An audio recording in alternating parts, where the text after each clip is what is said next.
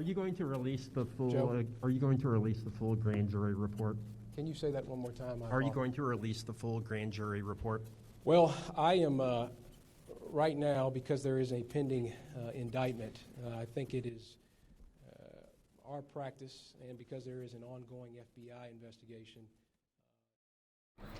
Alrighty, so we're actually going to cut out of this press conference right now. We're going to head out to a police chase that is going on right now, a car pursuit in Orange County. Let's take a live look at that. These are full aerials coming in from our sister station. So what we know right now, which isn't a whole lot, this is a pursuit of an assault with deadly weapon suspect in Orange County. It looks like it's that red car right there that's speeding away. We've had actually 2 car chases today, both in Florida. Kind of interesting right there. They're following that car. I'm sorry, it's the gray vehicle that's speeding away.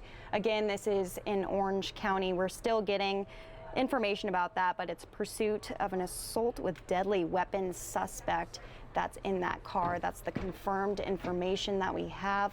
Live breaking news. This is a car chase coming out of Orange County. I'm sorry, we're actually getting word that this is in California. It's in California. We had a car chase earlier in Florida, still gathering information about the specifics of this case, but it's the pursuit of suspect with a deadly assault weapon.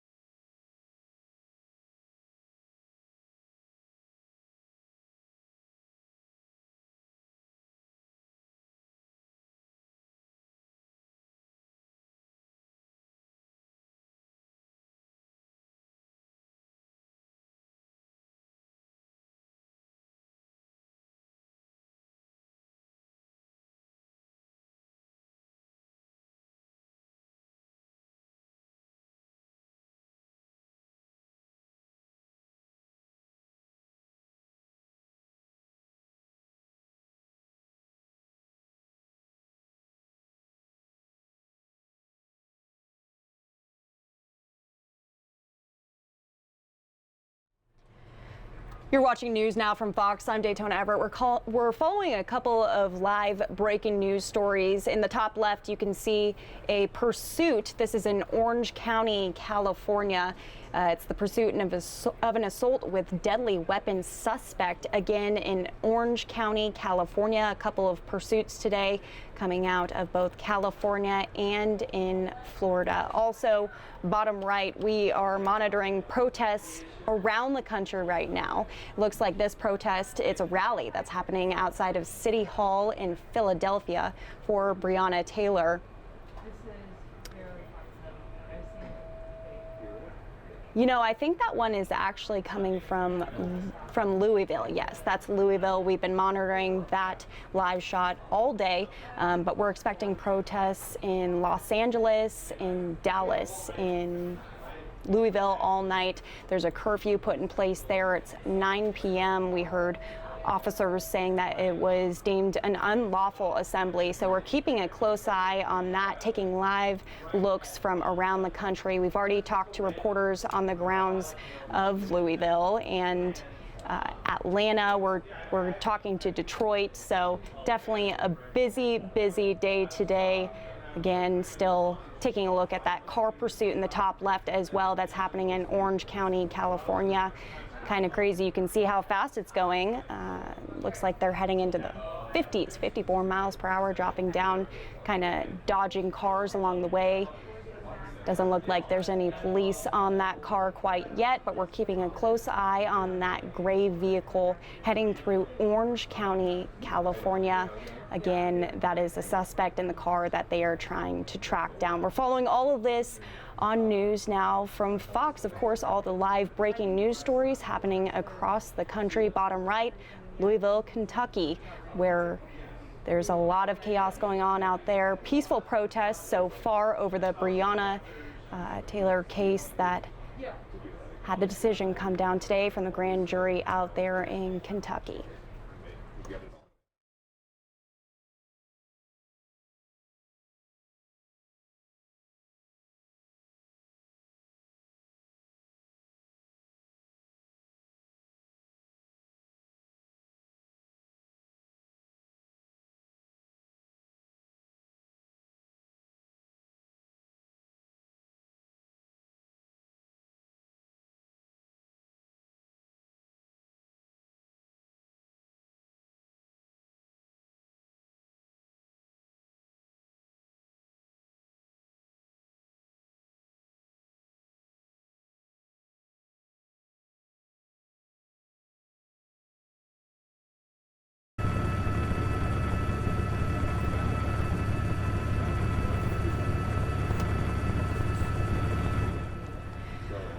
All right, so you're hearing that audio right there. That's a chopper flying over Philadelphia. You can see protesters are out and about in Philadelphia as well for the Breonna Taylor case. Large groups scattered right there. Again, in Philadelphia on the intersection. We're going to be seeing a lot of protests around the country tonight. Keeping a close eye on that here on NewsNOW from Fox. Again, the top left is Orange County, California. You can kind of see the time difference there. It's night on the right and daytime during the left. Not sure if they have caught that suspect in that car yet. It looks like they have. Looks like the suspect got out of the car. So keeping an eye on that. Again, you're watching NewsNOW from Fox. We have all of the coverage here on police chases and protests and all the above.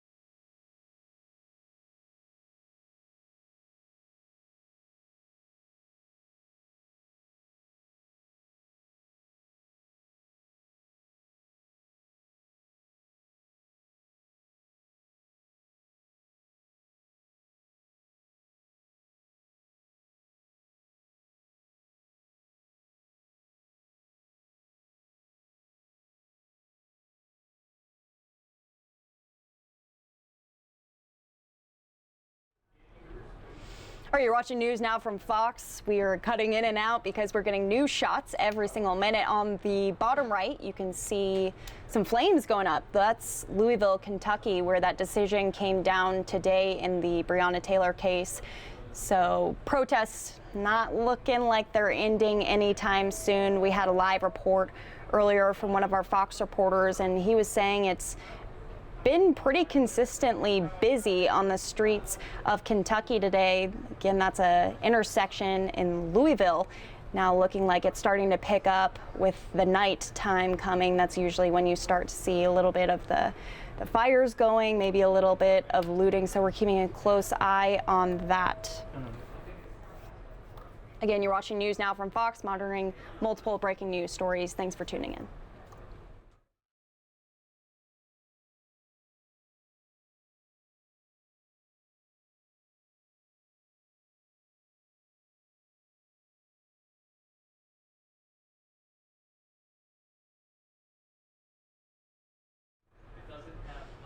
All right, we're getting news in that the suspect in the top left, which led police on a pursuit in the streets and interstates of Orange County, California, is now in custody. You can see multiple officers right there detaining him, about to put him in the car. We've been following that for the past probably 15 minutes or so. I'm checking in with my other host here, Andrew. Lots of stuff going on this Wednesday morning / afternoon / evening. Again, bottom right is Louisville, Kentucky, where we're following protests because of the Breonna Taylor case. Top left is Orange County, California, where a suspect led police on a chase with a deadly assault weapon.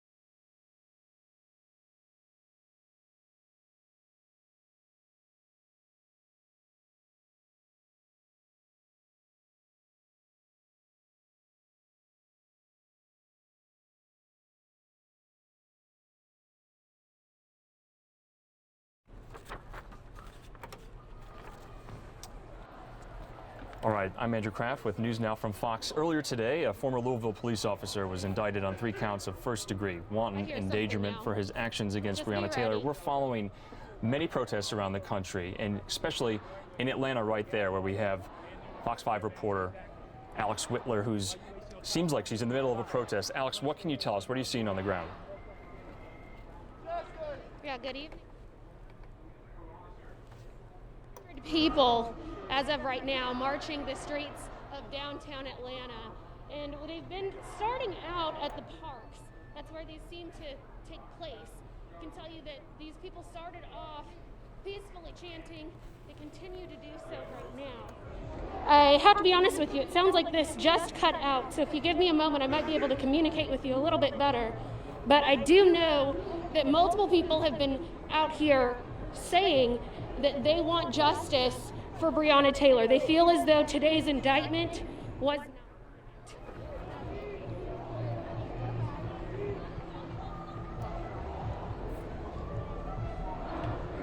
You should be able to hear me a little bit better now if we're still tuned in. We have you, Alex. Yeah, thank you. Keep going. Yep. Great. So I can tell you that multiple people have been gathering for the past about an hour or so. We're now getting to Ted Turner in downtown Atlanta. So this is really the hub of where all of these protests have been taking place over the summer. I know that the last time we were out here, it was for the protests of Jacob Blake. So the vibe tonight is sort of exhaustion. Several people that we've spoken with have said that it feels as though they're repeating the same message. Today, their frustration is with that indictment of one of the officers involved in the Breonna Taylor case. I spoke to a young woman who tells me that she feels as though no one was held accountable for her death, and that she understands why the officer was charged for endangering her community or her neighbors, but she says she didn't understand why no one was charged for the death of another human being. So what you're looking at right now is a largely peaceful protest. People are chanting, they're wearing masks, they have signs that read anything from defund the police to Black Lives Matter. And I've even seen a couple that say silence is betrayal. All right, Alex, I wanted to ask just a follow-up there. What are the Atlanta local officials saying, especially Mayor Keisha Lance Bottoms and the police chief there? I know, especially during this summer with the Rayshard Brooks case in Atlanta, the police chief stepped down. So what is the official guidance from police officials there tonight? I can tell you that over the past several months, we've heard the same messaging from Mayor Keisha Lance Bottoms, which is that Atlanta is known for its protests, but they're known for peaceful protests here. So anytime there are situations like this for national stories that everyone's got their eyes on, authorities echo the same message, that it is your right to peacefully protest. And so as of right now, there hasn't been any guidance on a curfew that I'm aware of. Of course, I'm on the ground and using my phone to communicate with my members of the team. But as of right now, it seems as though it's just a large gathering of people throughout the city, peacefully chanting as of 8 o'clock Eastern time. All right, Alex, from our sister station in Fox 5 Atlanta, and stay safe out there tonight. Thank you.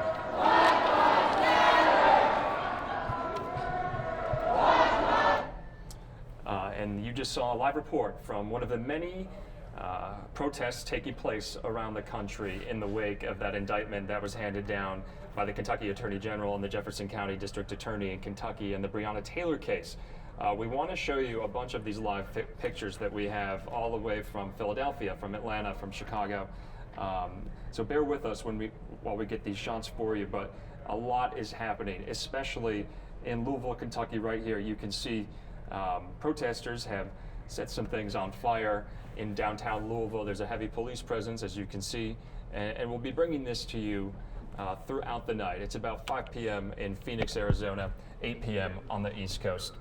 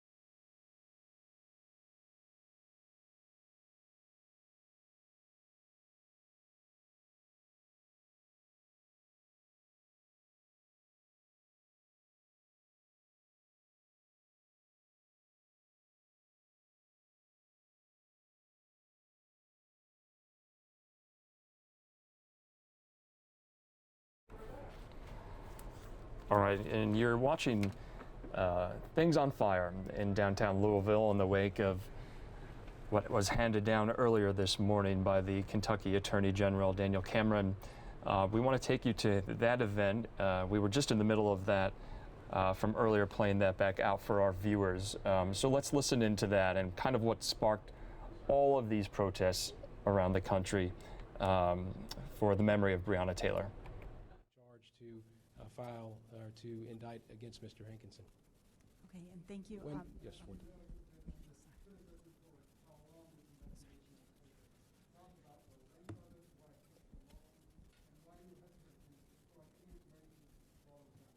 well, your last question about providing information. In any investigation, criminal investigation, the best practice, and this is whether on the state or federal level, is to not make too many specific comments about the investigation because you do not want to compromise that investigation. There are also ethical considerations as investigators and prosecutors that we're responsible to abide by as well. Some of those obligations continue now because we have a responsibility to pursue the prosecution against Detective Hankinson. It's my judgment very early on that we needed to take this case in the Attorney General's office.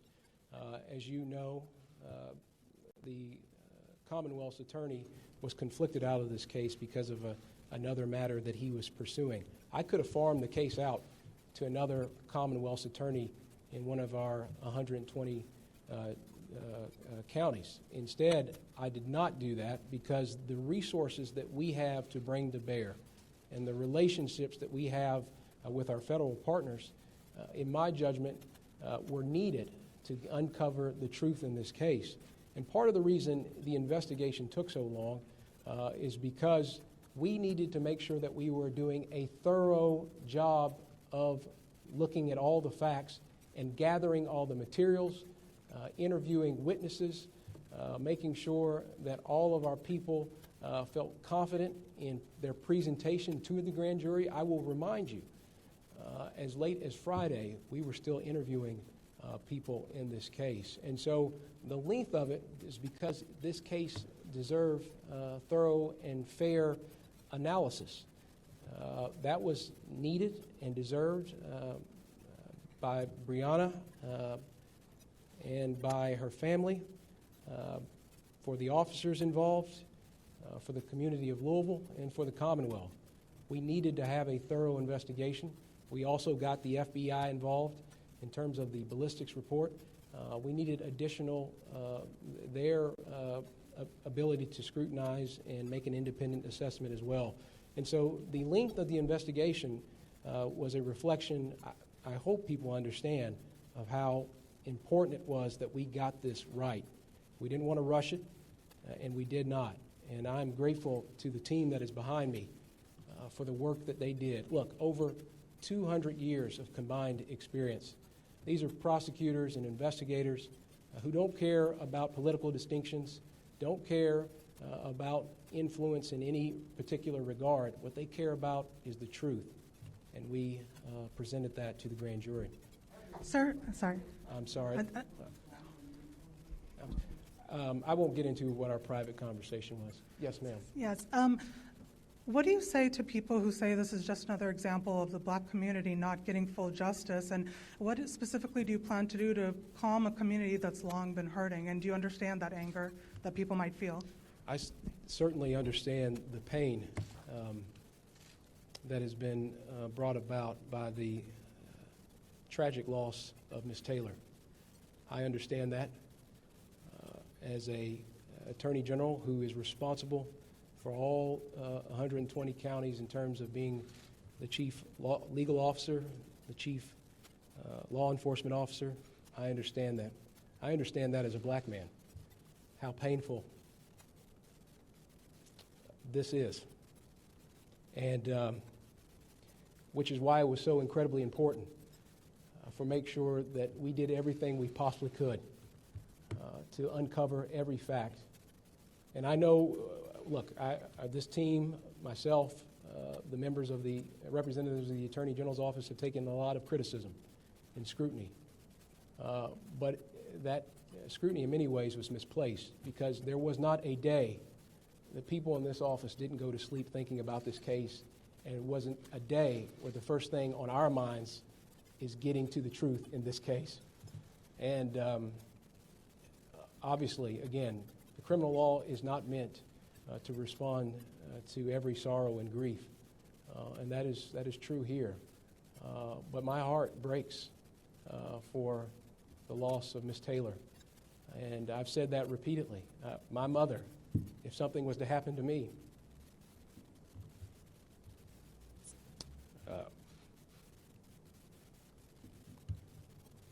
would find it very hard. And I've seen that pain on Ms. Palmer's face. I've seen that pain in the community.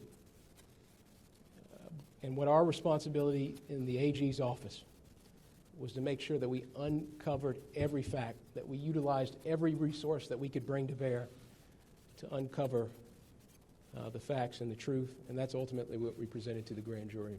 On the question of what I'm going to do, I've talked to partners in the community about helping to be a constructive member of any conversations moving forward.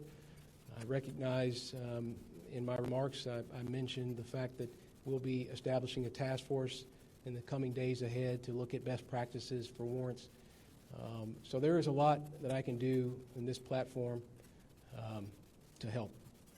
Okay, sir, this is Maria Sacchetti with the Washington Post. Just had a couple of quick questions, I please. hear your voice. Okay, Hi, yes, ma'am. sorry, over No, here in that's the okay. back. Just wanted to double check. Did the grand jury ever consider the charges of manslaughter or reckless homicide? And if not, could you please explain why? And do you anticipate any other charges in this case? I apologize. Could you say that a little louder? Sure. I think I got... Sure. Did the grand jury ever consider manslaughter or reckless homicide or those kinds of charges? And if not, please explain why. And do you anticipate any other charges, or is this it? I won't get into the specifics again of the proceedings themselves are secret, but what I will say is that our team walked them through every homicide offense and also presented all of the information that was available to the grand jury, and then the grand jury was ultimately the one that made the decision about indicting Detective Hankinson for wanton endangerment. I think that in terms of what happened the wee hours of March 13th, in terms of that particular or specific date and what happened that night in the apartment, I think it is unlikely that there will be any additional prosecutions that come from that event itself. Attorney General, so can you go into the confusion over the fatal shot that was fired and kind of what the issue was there in terms of determining that? And then also, did you present to the grand jury with any charges against Mattingly and Cosgrove? Well, so as to your first question, what I think you asked about was Confusion over the fatal shot. yes, the reports that were provided to us by the Kentucky State Police and then the FBI as it relates to ballistics. So initially we got the report from Kentucky State Police, and it was inconclusive about making a determination into that fatal shot. And so again, with the relationships that we have with our federal law enforcement community, and namely the FBI, I thought it imperative that we utilize that resource. And so they undertook an independent analysis and review of and conducted or provided a ballistics report. There is nothing that this team was able to glean suggesting that there was an objective reason for why FBI was able to conclusively or definitively state that Mr. Cosgrove fired the fatal shot. Both, again, KSP, their lab, well-regarded, well-respected, FBI, equally regarded and respected. That said, it certainly creates some issue in terms of providing that information to the grand jury and providing that at any subsequent process. From our judgment, important to provide both of those to the grand jury, and then ultimately let them make a determination about what to do with that information.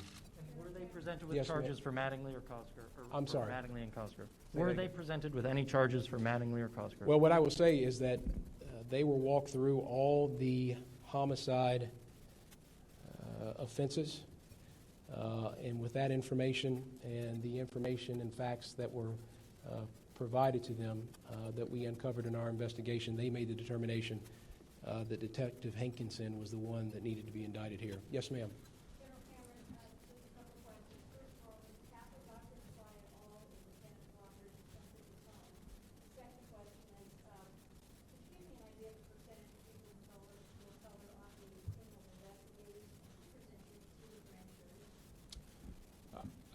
So what I will say is there's obviously I don't want to get into the proceedings related to Mr. Walker. That's a separate, so I'm not going to have any comment on that.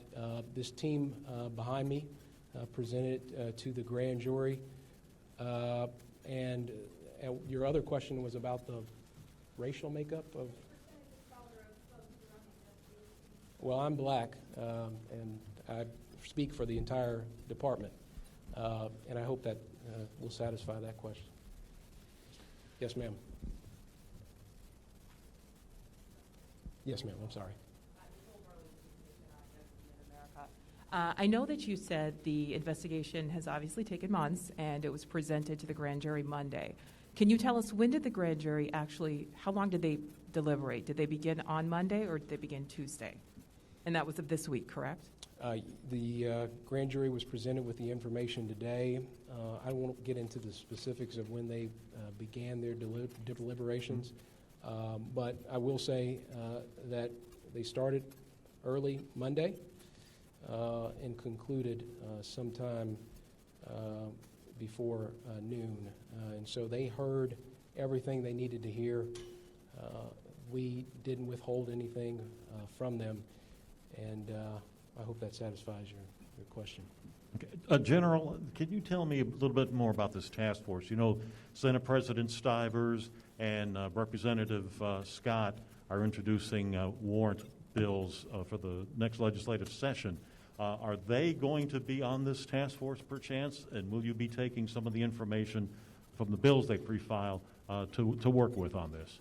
Well, I don't want to put, obviously, the cart before the horse, but I did mention in the remarks that we are certainly going to have elected leaders on this task force, and I imagine that some of the policy questions and some of the policy proposals that have already been put forward and have entered into the public conversation will be a part of this task force.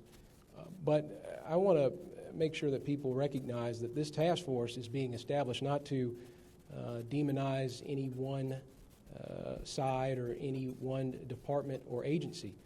I think it's a healthy thing for the Attorney General from time to time to be a part of a conversation with all 120 counties. I'm not talking or singling out any county specifically, but with all 120 counties about best practices that can be utilized. I had a recent conversation with somebody that said there is always room for improvement.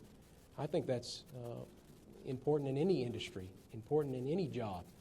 And so as part of my role as the Attorney General, I certainly recognize the part I have to play in making sure that all of our systems in government are improved upon, whether it be because of a particular matter that occurred or because from time to time it's just the responsible thing to do.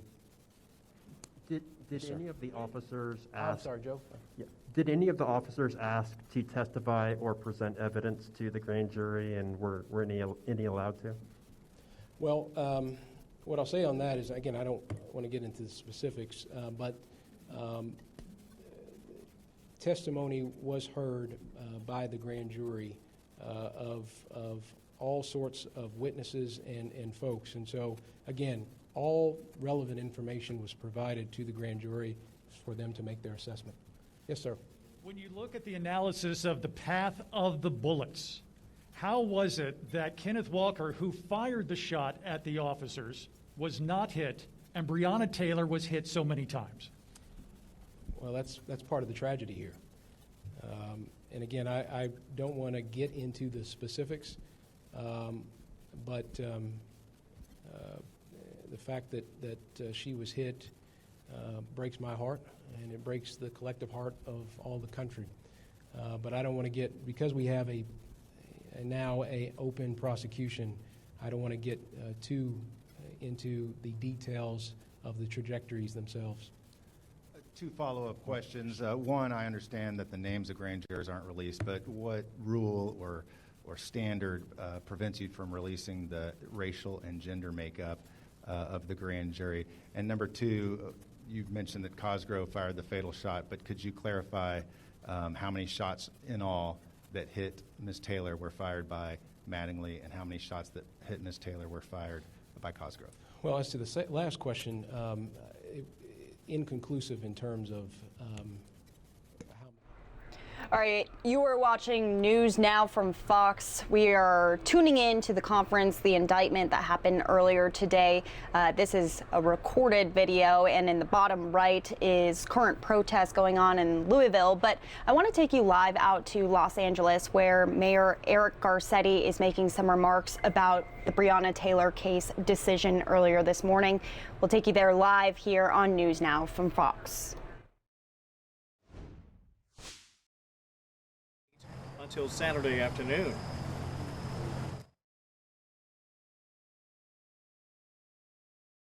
The fears that we had, the scenes that we saw playing out around the world, from Manhattan to Milan. Hospitals running out of beds, doctors making impossible life and death decisions, staff rationing their protective equipment and trying to reuse it, supply closets that became makeshift morgues as bodies piled up. Los Angeles has felt a deep impact of COVID-19. You know who you are when I'm speaking to so many of you who have lost a loved one. But thus far, here in this city of angels, you have helped us prevent the worst case scenario that we saw play out in other places, and that we can still keep from ever getting here on our streets, in our hospitals, and in our community. But we are not immune from the nightmare that we saw. As we head into the fall, there are things we need to be conscious of right now to make sure that we do our part to protect one another. The flu season threatens us all. It threatens to increase the number of people who are in need of medical care, leading to what experts are calling a twindemic, in which we have the flu and COVID-19 both taxing our medical personnel, our medical supplies, and our medical facilities. Let's not let that happen. And each one of us has the power to help prevent it with the most simple of acts, getting a flu vaccine. Yesterday, I got mine at the Weingart East LA YMCA in Boyle Heights, who I want to give a shout out to for their incredible work, not just yesterday with flu shots, but with food and help and childcare for so many people on our city's east side. We're making sure that everyone can benefit from this critical health measure. And so beginning in October, teams from USC's School of Pharmacy will rotate to different sites around our city to offer free flu vaccines to thousands of Angelenos. To learn more, you can visit our website at coronavirus.lacity.org/flu shot.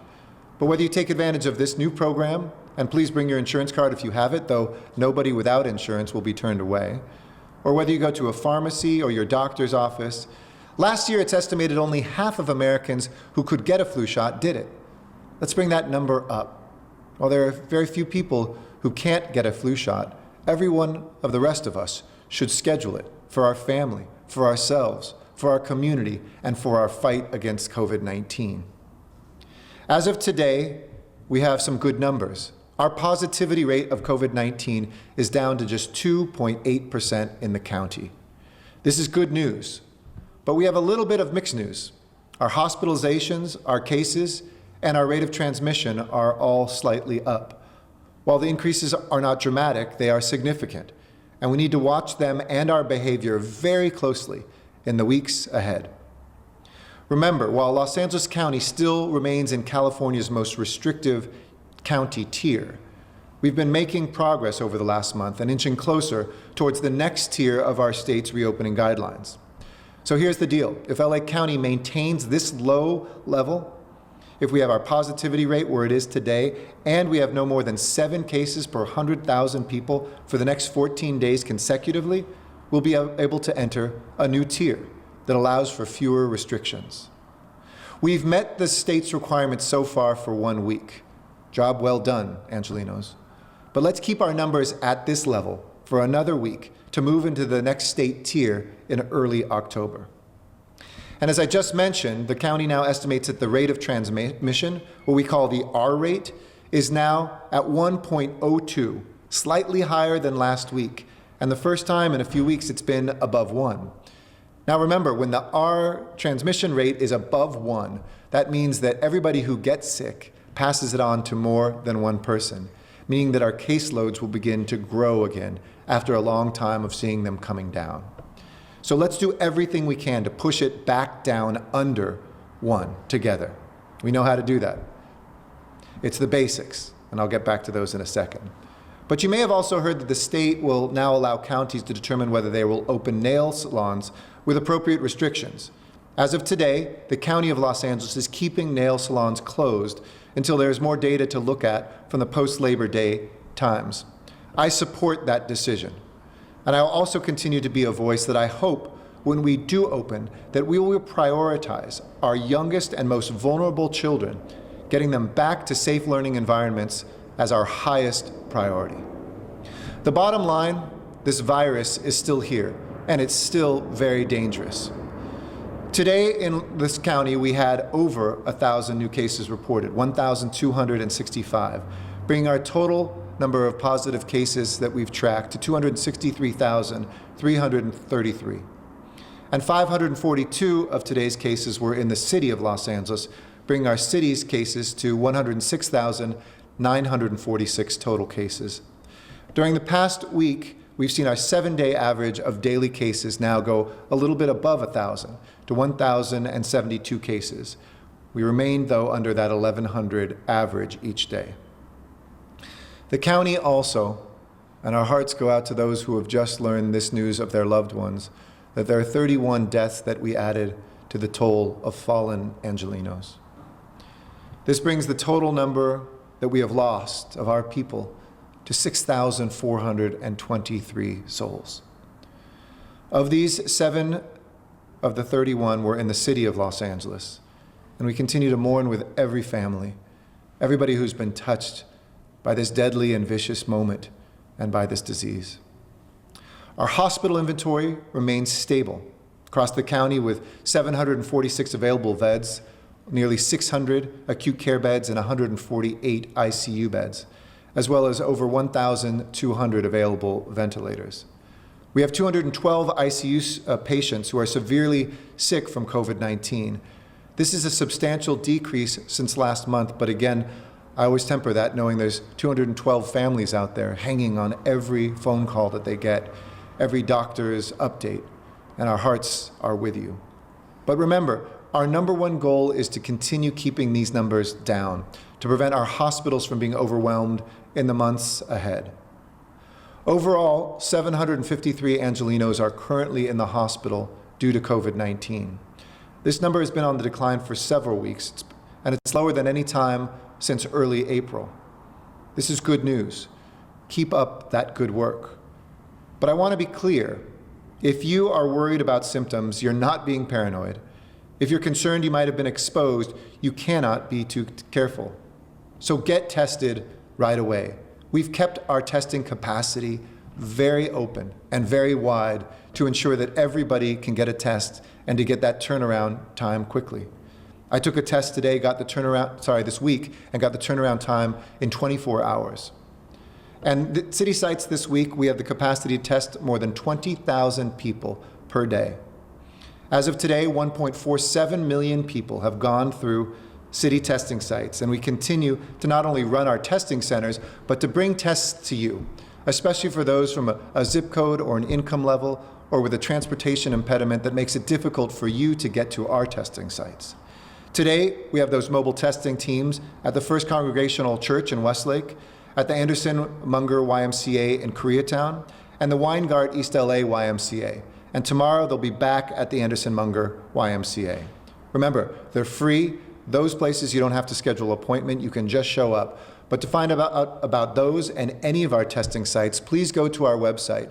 Sign up for a test or find out where one is available without a sign up at coronavirus.lacity.org/testing. Or if you don't have access to a computer, just call us at 311. Testing is such a critical tool, one of many that we can use to help us each save lives. Contact tracing, as we know, helps slow the spread of this virus. So please answer the phone if you get that call from the county. It is a life or death call for people that you know. And download the Citizen Safe Pass app. Already more than 1 million people are connected to the Citizen app, and hundreds of thousands have downloaded this. It is a confidential, anonymous way that you can get an alert if somebody you've been close to has gotten a positive COVID-19 test to inform you that you should get tested as well. It's as simple as that. It saves lives, it protects lives. So keep avoiding gatherings, keep maintaining at least 6 feet of distance, wash your hands, avoid crowds, and anytime you're outside your household, wear a mask, like this one, which Evelyn, a middle school schooler in Sherman Oaks, who has her own little Etsy page, sent me with these amazing map of California right on it. Thank you, Evelyn, for this great mask.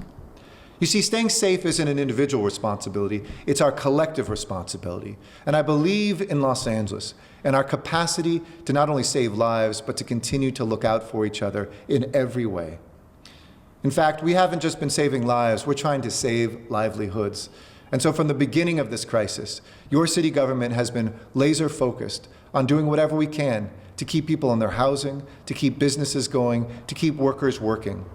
We were the first in housing city to enact tenant protections, ordering moratoria on residential and commercial evictions, freezing rents on 624,000 rent-stabilized apartments in our city, and launching the largest rental assistance program of any city in the country, $103 million to help both tenants and struggling landlords make that rent and make their mortgages. And we've organized lawyers from top law firms to provide you free legal representation. Earlier this month, Governor Newsom signed the state legislature's statewide extension of the California eviction moratorium, allowing renters across the state, including those outside the city of Los Angeles, to rest assured not lose their housing during this pandemic. Los Angeles was the first city to protect tenants as the pandemic began, by giving tenants who have a COVID-19 hardship an affirmative defense to use against anybody who tries to evict them. So if you're a tenant that's facing a hardship-related event due to COVID-19, here are some key actions that you can take to ensure you're taking full advantage of that right that you have under my emergency order. First, respond to any eviction notice you receive. Under new state and federal law, you have 15 business days after receiving a pay or quit notice to sign a declaration that you have experienced COVID-19 related financial distress. I urge you to sign and return this declaration, as it's a critical step to securing your state and federal protections down the line. Second, if you receive an eviction notice from your landlord, do not leave your home. Instead, seek help from a lawyer and see if you are covered by COVID-19 renter protections in place. It is illegal for landlords to lock out tenants or to shut off utilities to try to evict them without going through a court process. And remember that your protections are in place no matter your immigration status. You can access the free legal services that I mentioned provided by your city through the LA Represents program.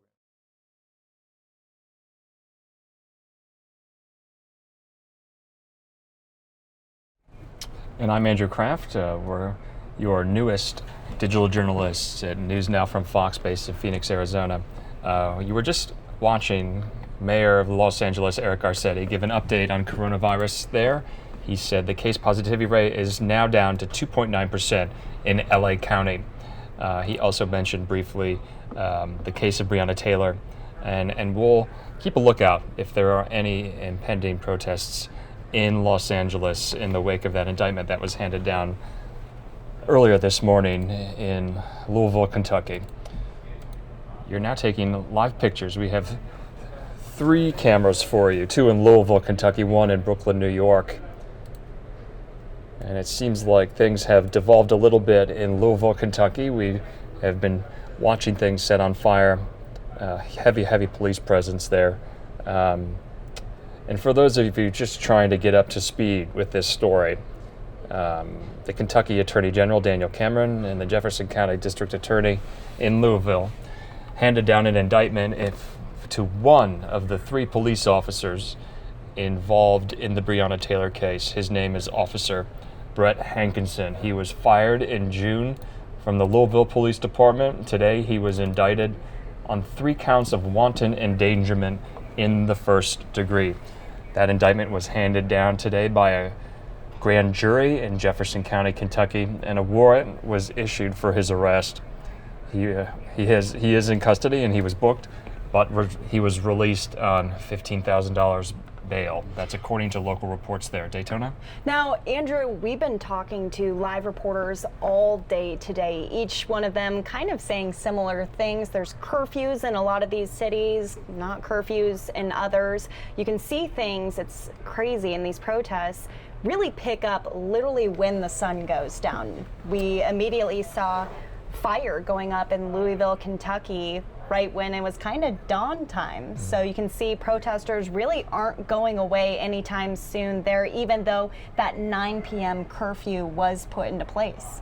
Yeah, and just to draw your attention to the aerials over Brooklyn, New York, this has been kind of a hub, a center of these racial justice protests all throughout the summer, right in front of the Barclays Center there on Atlantic Avenue in New York, the borough of Brooklyn. We don't have too close of a picture for you from our chopper there, but it looks like protesters are taking to the streets in Brooklyn, New York, as has been customary throughout the summer in a lot of these cases. Yeah, obviously the hope for all of these protests is for them to remain peaceful, but we have seen a few flashbangs out there. There's definitely new techniques that officers are using to keep things kind of in check so that it doesn't get too crazy out there. But in the top right in Louisville, you can see they're all lined up with their shields, trying to keep each other kind of protected out there, quite frankly. Yeah, and we're going to keep looking at these live pictures just for a moment, but we wanted to take you, cities around the country are responding in their own way. We heard from Chicago Mayor Lori Lightfoot earlier this morning. We've heard from officials in Louisville, in Atlanta, and we want to go to Houston now, in Houston, Texas. They held a press conference earlier today about what to expect in the wake of this indictment there.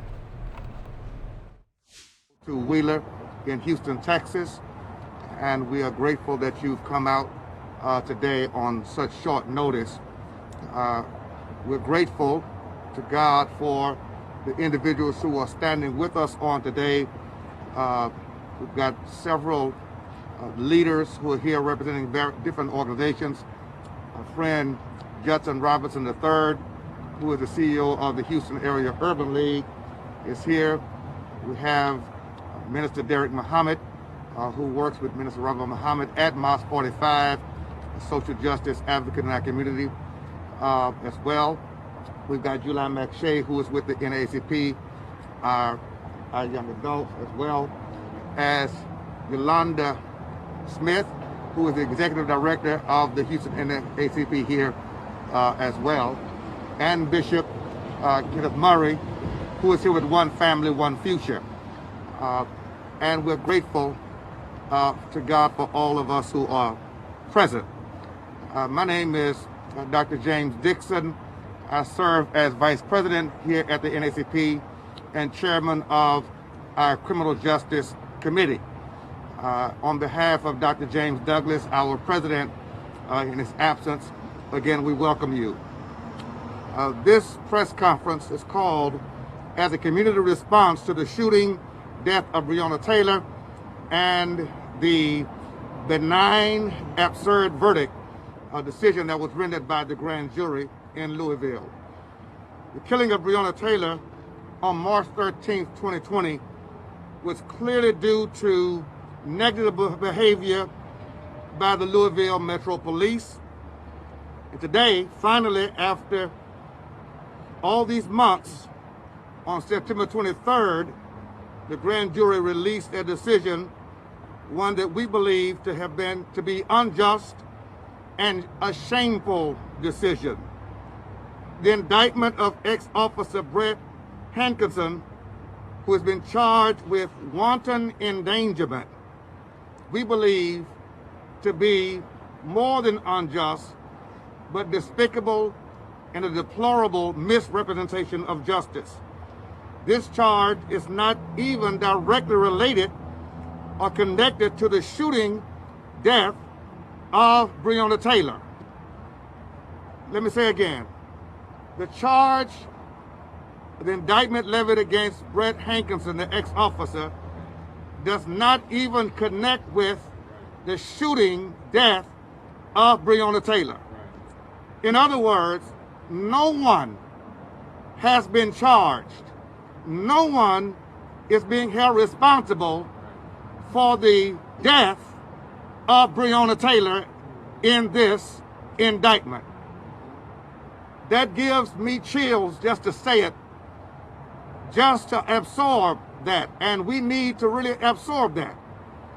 That this incident, with facts surrounding this case that are blatantly declaring not only injustice, but unjust violence, unjust actions by these police officers.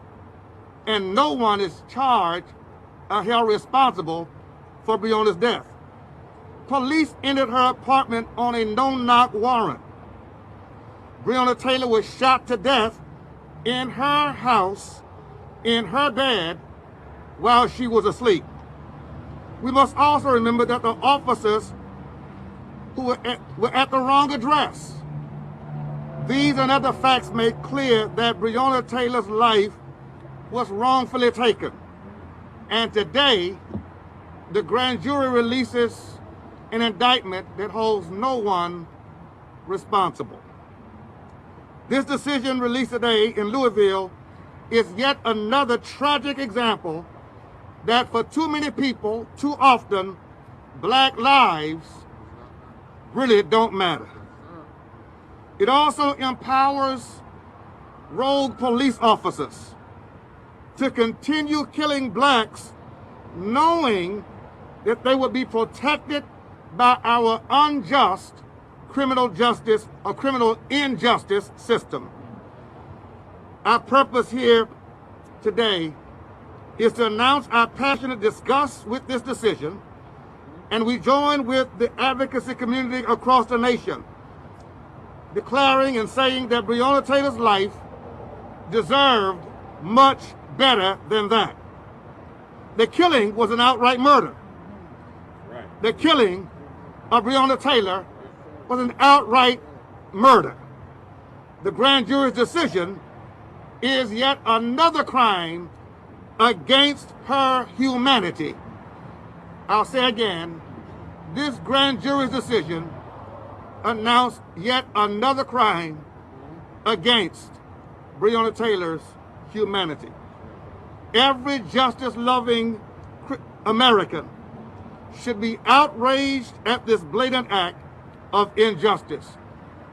America, we must stand for justice.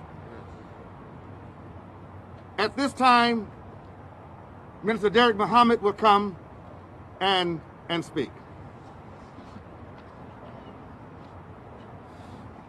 Greetings. It's an honor, a privilege, and a pleasure to be at the Houston branch of the NAACP. Thank you so much for having me. My name is Brother Derek Muhammad. That is DERIC-MUHAMMAD, community activist. What can I say? This is just another sad day in America.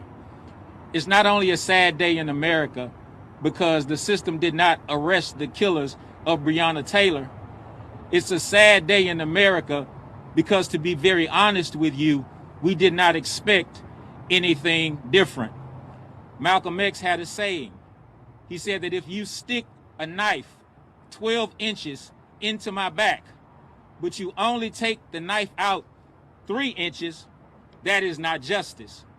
What we saw today was a 12-inch knife stabbed in the back of Black America, and not even an inch of that knife has been taken out, because what they have placed before us as justice in the state of Kentucky, or should I say the state of Klan-tucky, is not justice.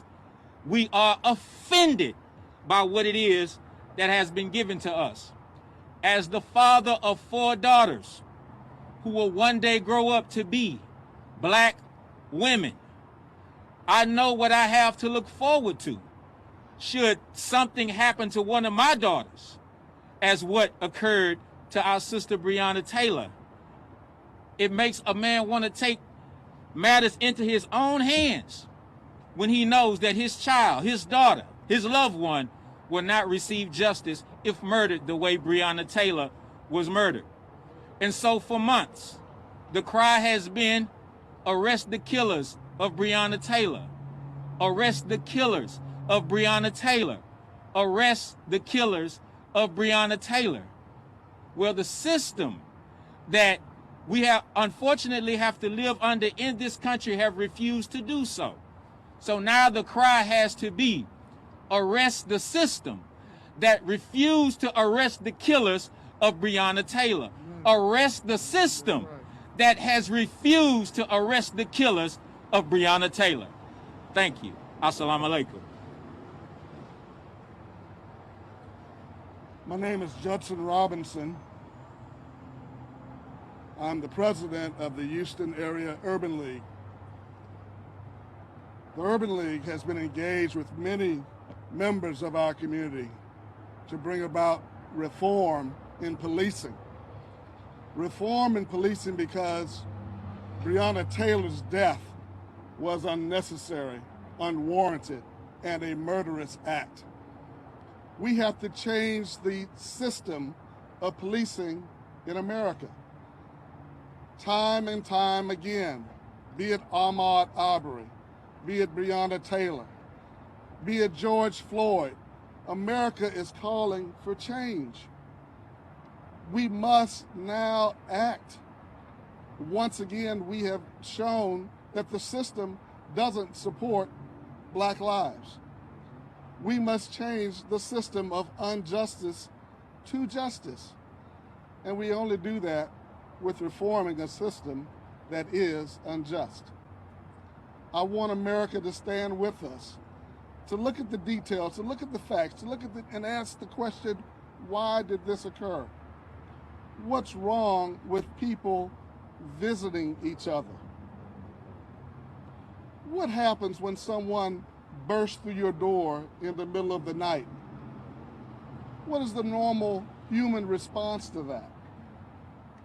It shouldn't be that the person whose door is kicked in dies. Law enforcement should not mean a death warrant to people of color. Thank you. Thank you, Brother Derek. Thank you, Mr. Robinson. And we will hear at this point from July McShay, who represents our Young Adult Division as a social activist here at the NAACP. Good evening. My name is July McShay, Julimcshay. I serve as the chair of the Community Coordination Committee here, and I work closely with young adults and community partners. I am devastated by the news today out of Kentucky, the lack of an indictment. But I have a charge for everyone who hears the sound of my voice. I don't want to beat you down and tell you to vote. I'm going to tell you why to vote, if I may. The judge who signed the no-knock warrant was an elected official. The district attorney who recused himself in order to pursue charges against the real person that they were pursuing was elected. Daniel J. Cameron, the Attorney General for Kentucky, was elected last November. He's in office for 4 more years. Let me tell you something. You cannot afford to not vote. You cannot afford to say voting won't change anything. Because when we don't vote and when we don't run for office, when we're well qualified and well knowledgeable, this is how these things happen. Here in Harris County, it's been over a year, and they're just now bringing charges against the man who killed Pamela Turner in Baytown. January 2019, we had a similar case here in Houston. The only difference was it happened around this time of day, around 5 p.m. on a January Monday. Those officers involved, it's been continuous development, uncovering of all the corruption. We know all officers aren't bad, so it's not about that. What it's about is the system and the consistent foolishness that is coming from the system, the failures of the system. And the system is failing because we are failing to hold the system accountable. So this Saturday, you got 2 places to join us. We'll be at Worthing High School in Sunnyside, and we'll be at Community of Faith in Acres Home registering voters. If you are not registered to vote, please come out. We are here to register you. The last day to submit a voter registration form in the state of Texas is October 5th. If you think voting doesn't matter, ask yourself, why are there leaders in the state of Texas right now filing a lawsuit against Governor Abbott because he extended the early voting time period? Ask yourself that. Ask yourself, why in Florida are they now all concerned because Michael Bloomberg decided he was going to pay off the fines of people who have completed their parole? You matter. You are powerful. You are powerful beyond your thoughts. You need to vote. We begin voting on October 13th here in Texas. I'm encouraging everybody Saturday, October 17th, to get your souls to the poll. We are going to vote, and we're going to change this. If you are a young person, I'm almost finished. You're a young person, you hear the sound of my voice. You need to get into the Constitution, both the Texas Constitution and the U.S. Constitution. And you need to learn everything you can learn. And then you need to run for office as soon as you're old enough to do so. We can change this country. We can turn this ship around. But it starts with us, and it starts today. Thank you. Thank you. Thank you, July. Thank you, July. Pastor Kenneth Murray with One Family, One Future. Pastor Murray.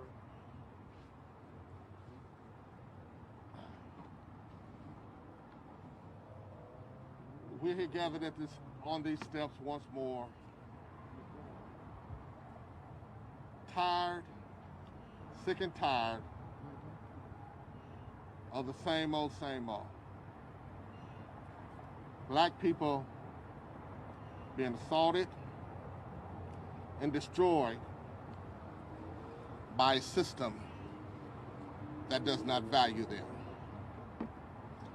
As a parent, I'm tired of having to talk to my children, my young adults, my college kids about how to react to a system that does not love them.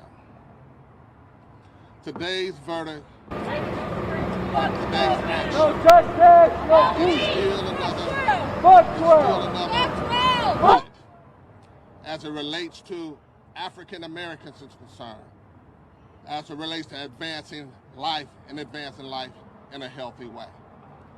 And so for Breonna, George Floyd, and all of the injustice that continue to happen to African Americans, we're here today to say that not only are we tired, but we're going to do something about it. As a pastor, I am asking every pastor to get involved with your parishioners. I'm asking you to do whatever necessary to help get them to the polls as it relates to voting early and as it relates to voting, period. Because as the young lady just said, July, the only way it's going to change is we have to make that change. And we're standing here today putting America on notice that we are going to make a change. Thank you. Final speaker is Yolanda Smith, Executive Director here at the NAACP. Yolanda? I want to say thank you to our partners, Urban League, Derek Muhammad, Pastor, and everyone that has worked and continues to work with our NAACP Houston branch. This year's theme is very simple, and I'm going to say it 2 times so you can repeat with me. We are done dying. Let's say it. We are done dying. That is a very important theme because guess what? We are done dying.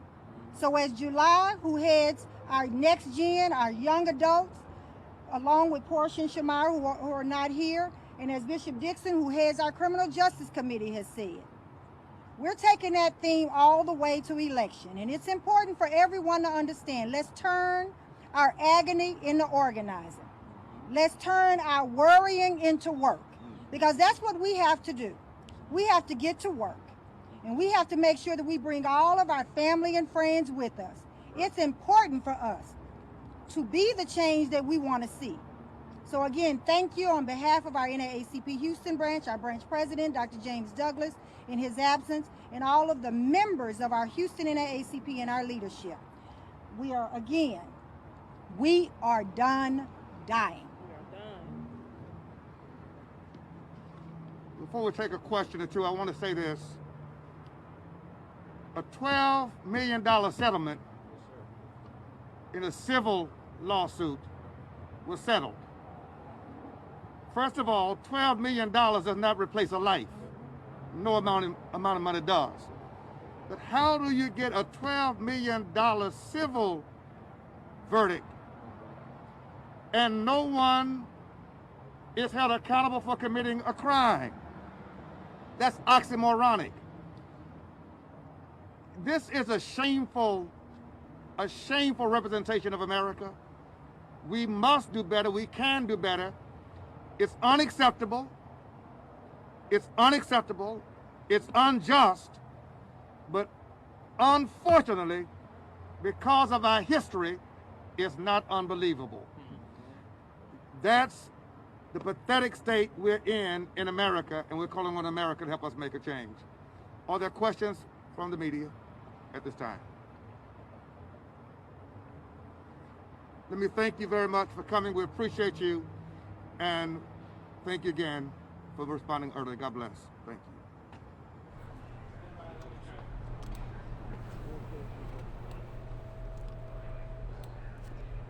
you. All right, this is digital journalist Andrew Kraft with NewsNOW from Fox. You were just watching the NAACP local chapter there in Houston, Texas, address the indictment that came down in the Breonna Taylor case in Kentucky. Many officials there in the city of Houston voicing their opinions on what they think about the case there. We want to take a break from all this Breonna Taylor coverage and just head over to a live look at the U.S. Supreme Court. You're seeing Ruth Bader Ginsburg's American flag draped casket there, shining in the lights. It's now almost 9 p.m. Eastern in Washington, D.C. And still, it looks like many mourners are lining up to pay their respects to the late justice. She died last Friday evening at the age of 87 from complications of pancreatic cancer. She'll be the first woman and the first Jewish American to lie in state in the U.S. Capitol Rotunda later this week. As you can see, this is the most fitting honor for one of the 9 Supreme Court justices. And the political debate is brewing already.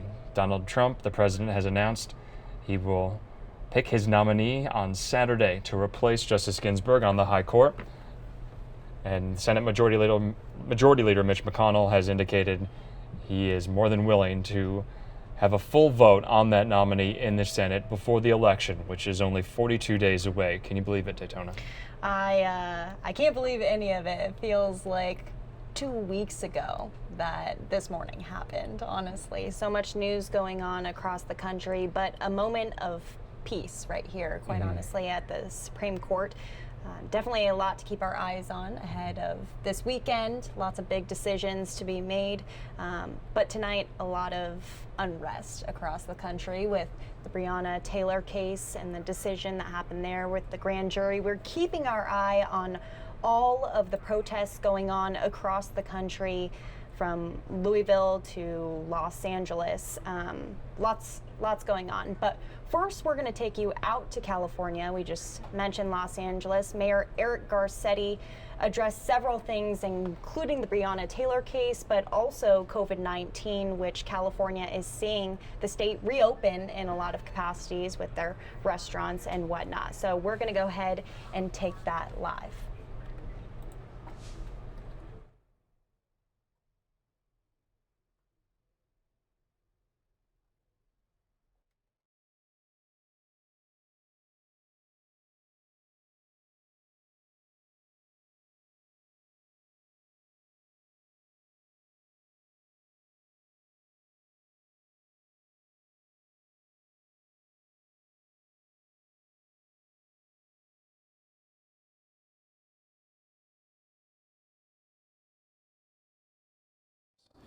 Contact tracing, as we know, helps slow the spread of this virus.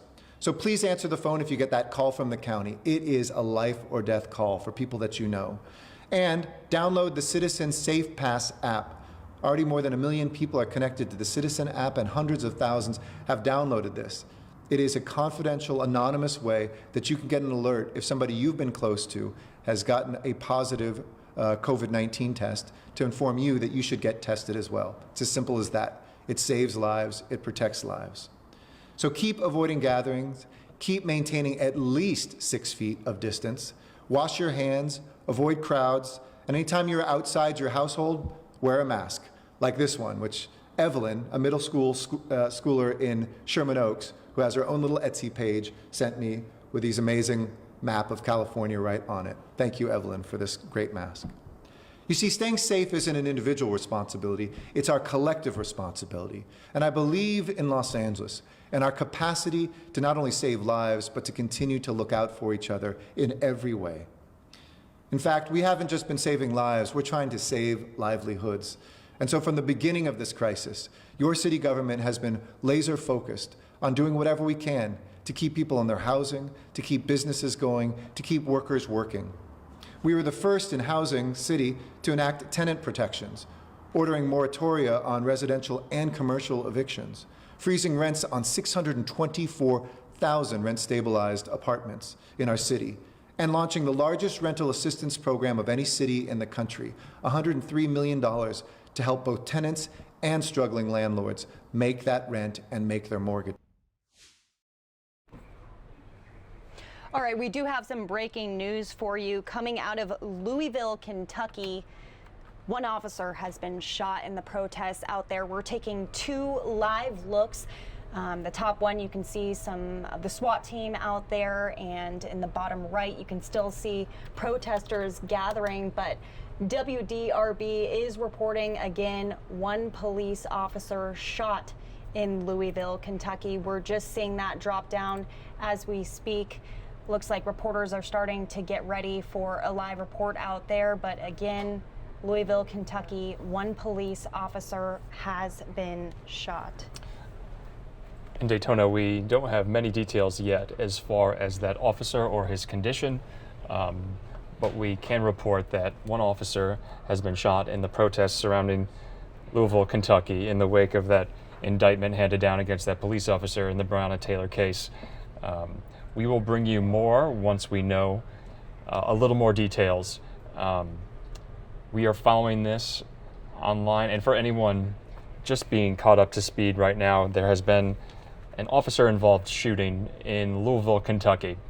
Local sources on the ground there are reporting that a cop has been shot in Louisville, Kentucky tonight amidst this sad state of unrest there after the Breonna Taylor indictment was handed down. Now, Andrew, what's interesting is we're not seeing a lot of protesters out there. We have 2 different shots that we're kind of monitoring, and it looks like the majority of protesters have been sent home, and it seems kind of quiet there right now. Looks like the SWAT team is just kind of, or the police, state police right there, are just standing there with their shields, no protesters in sight.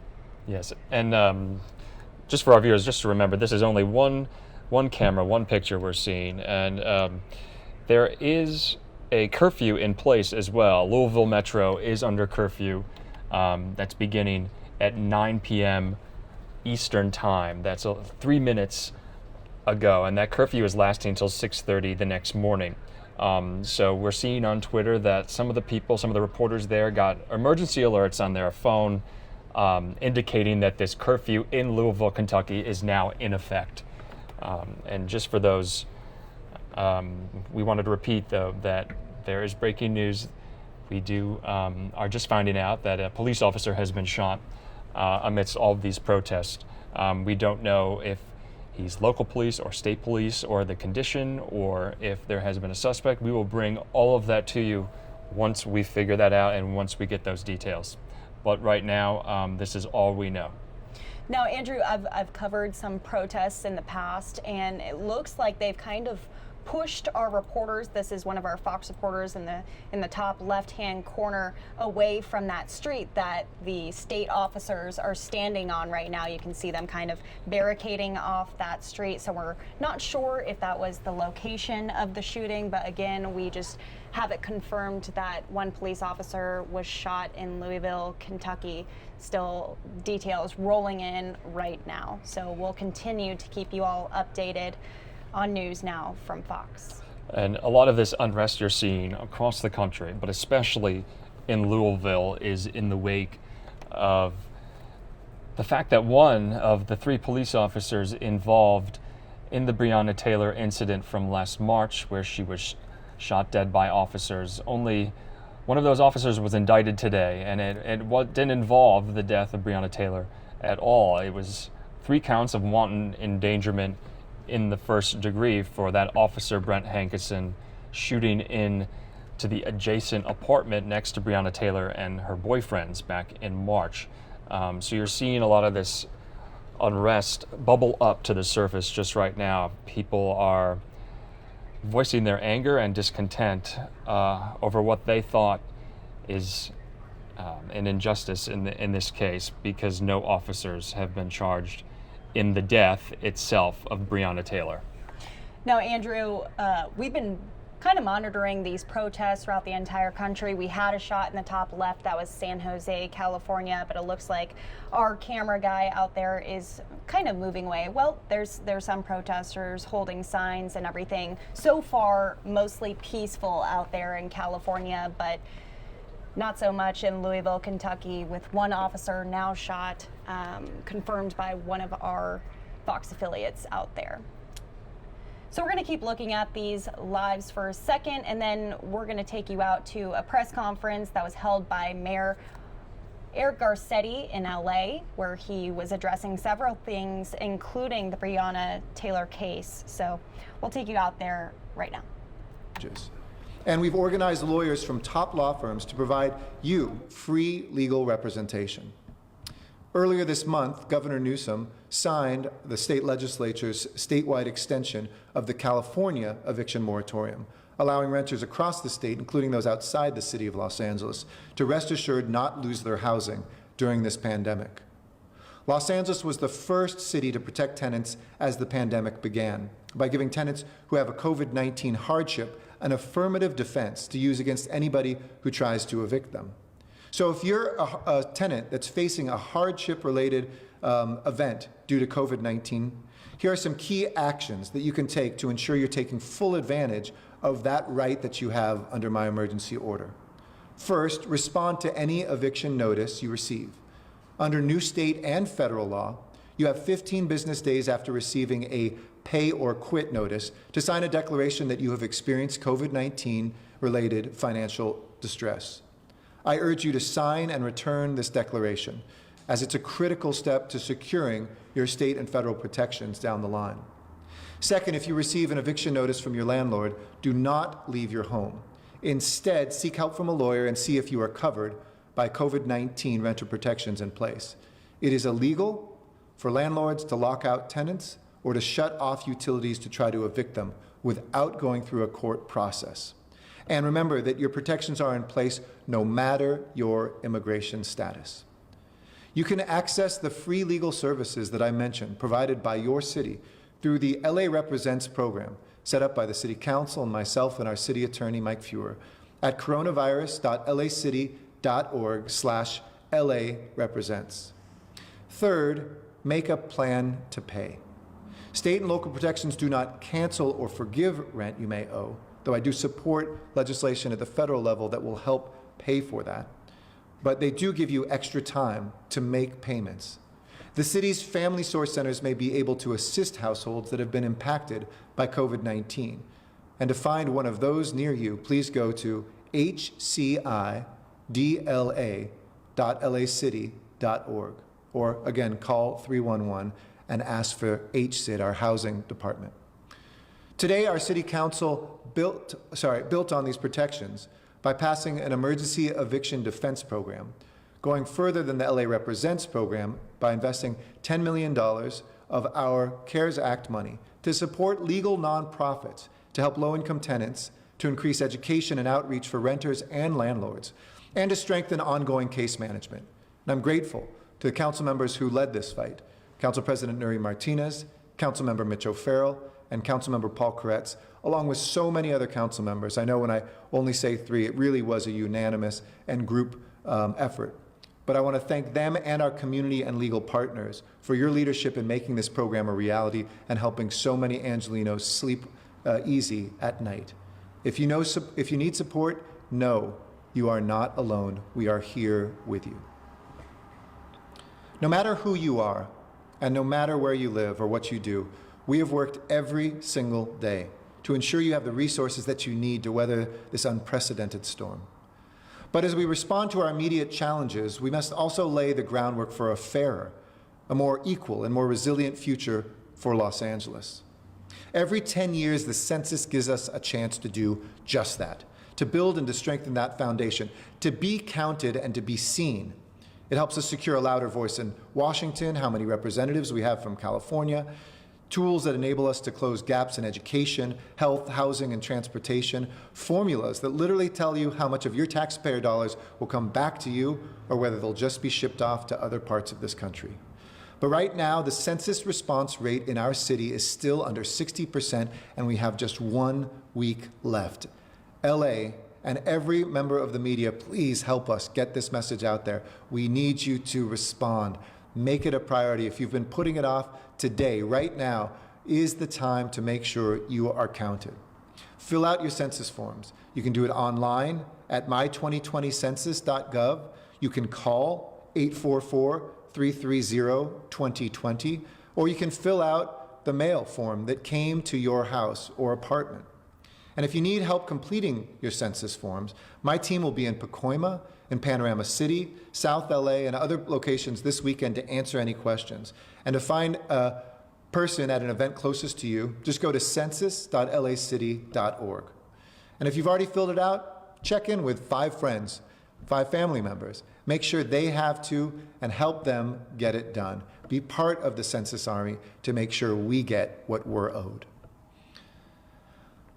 I opened tonight about talking about a young woman who was taken far, far too soon from this nation.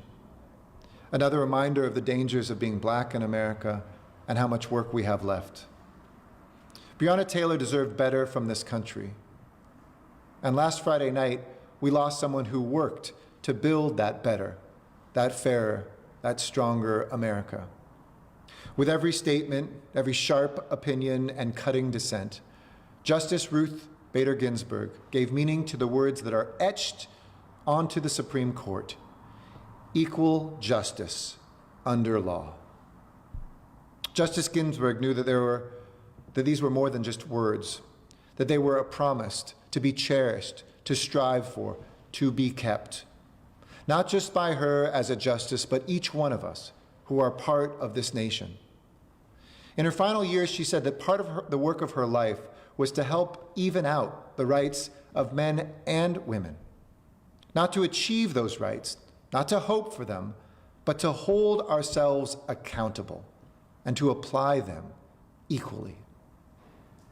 That is what Justice Ginsburg called on us to do, not to be idle observers of this moment in time, but active participants. Whether it's saving a life from COVID-19, feeding a family that's hungry, fighting for racial justice, addressing climate change, we are called to this moment to make our time on earth full of meaning. At the end of our days, we're left with who we knew and what we did. In this city, who we are honored to know, those who stand up for the idea of a city and a world where we all belong, it's an honor to be your fellow Angelino. And what we did, it is our time to look back, and as I've been saying throughout this year, not just look at this moment, and certainly not miss it, but to meet this moment, to rise to this moment, and to do everything we can, not just to respond and rebuild, but to reimagine a city and a world that will be just for all. In this moment of pain and injustice, let us draw strength from Justice Ruth Bader Ginsburg. Let us recommit ourselves to that work of justice and freedom, of hope and healing, of today and every day. Let her memory be a blessing. So let's all stay safe, let's all stay healthy, and whenever we can, let's all stay at home. Much, much strength and love, peace and justice to each one of you tonight in Los Angeles. Thank you. And with that, I'll be happy to answer questions. First question, please. Thank you. And our first question comes from Joel Pollack from Breitbart News. Please go ahead. Hey, Joel, how are you? Can you hear me? Joel?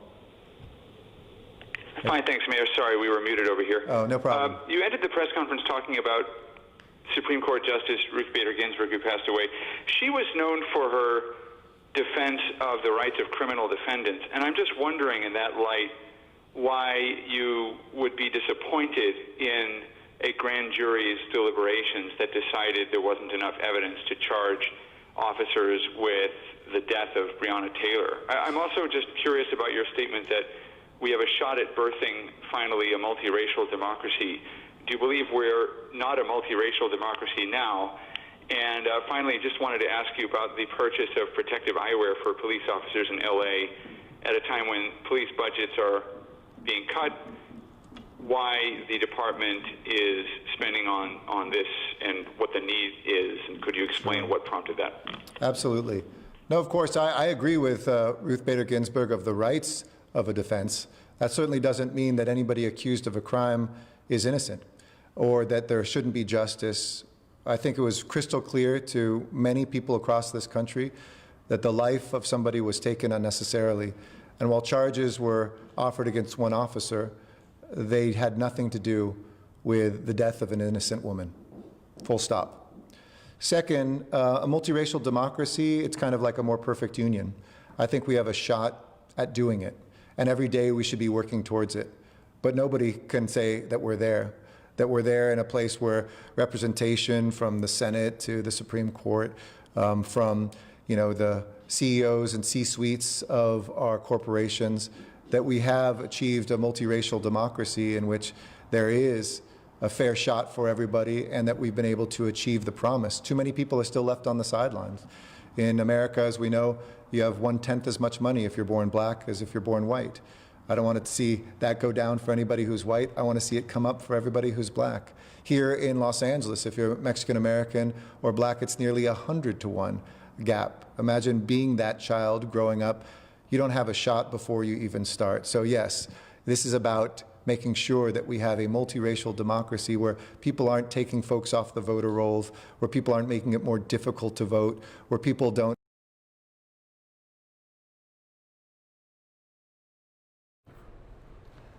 All right, you were listening to Eric Garcetti, mayor of Los Angeles, but we're breaking in right now. You're getting two live pictures out of Louisville, Kentucky, where Fox has learned that an officer was shot amidst the protests there going on in the wake of the indictment handed down in the Breonna Taylor case.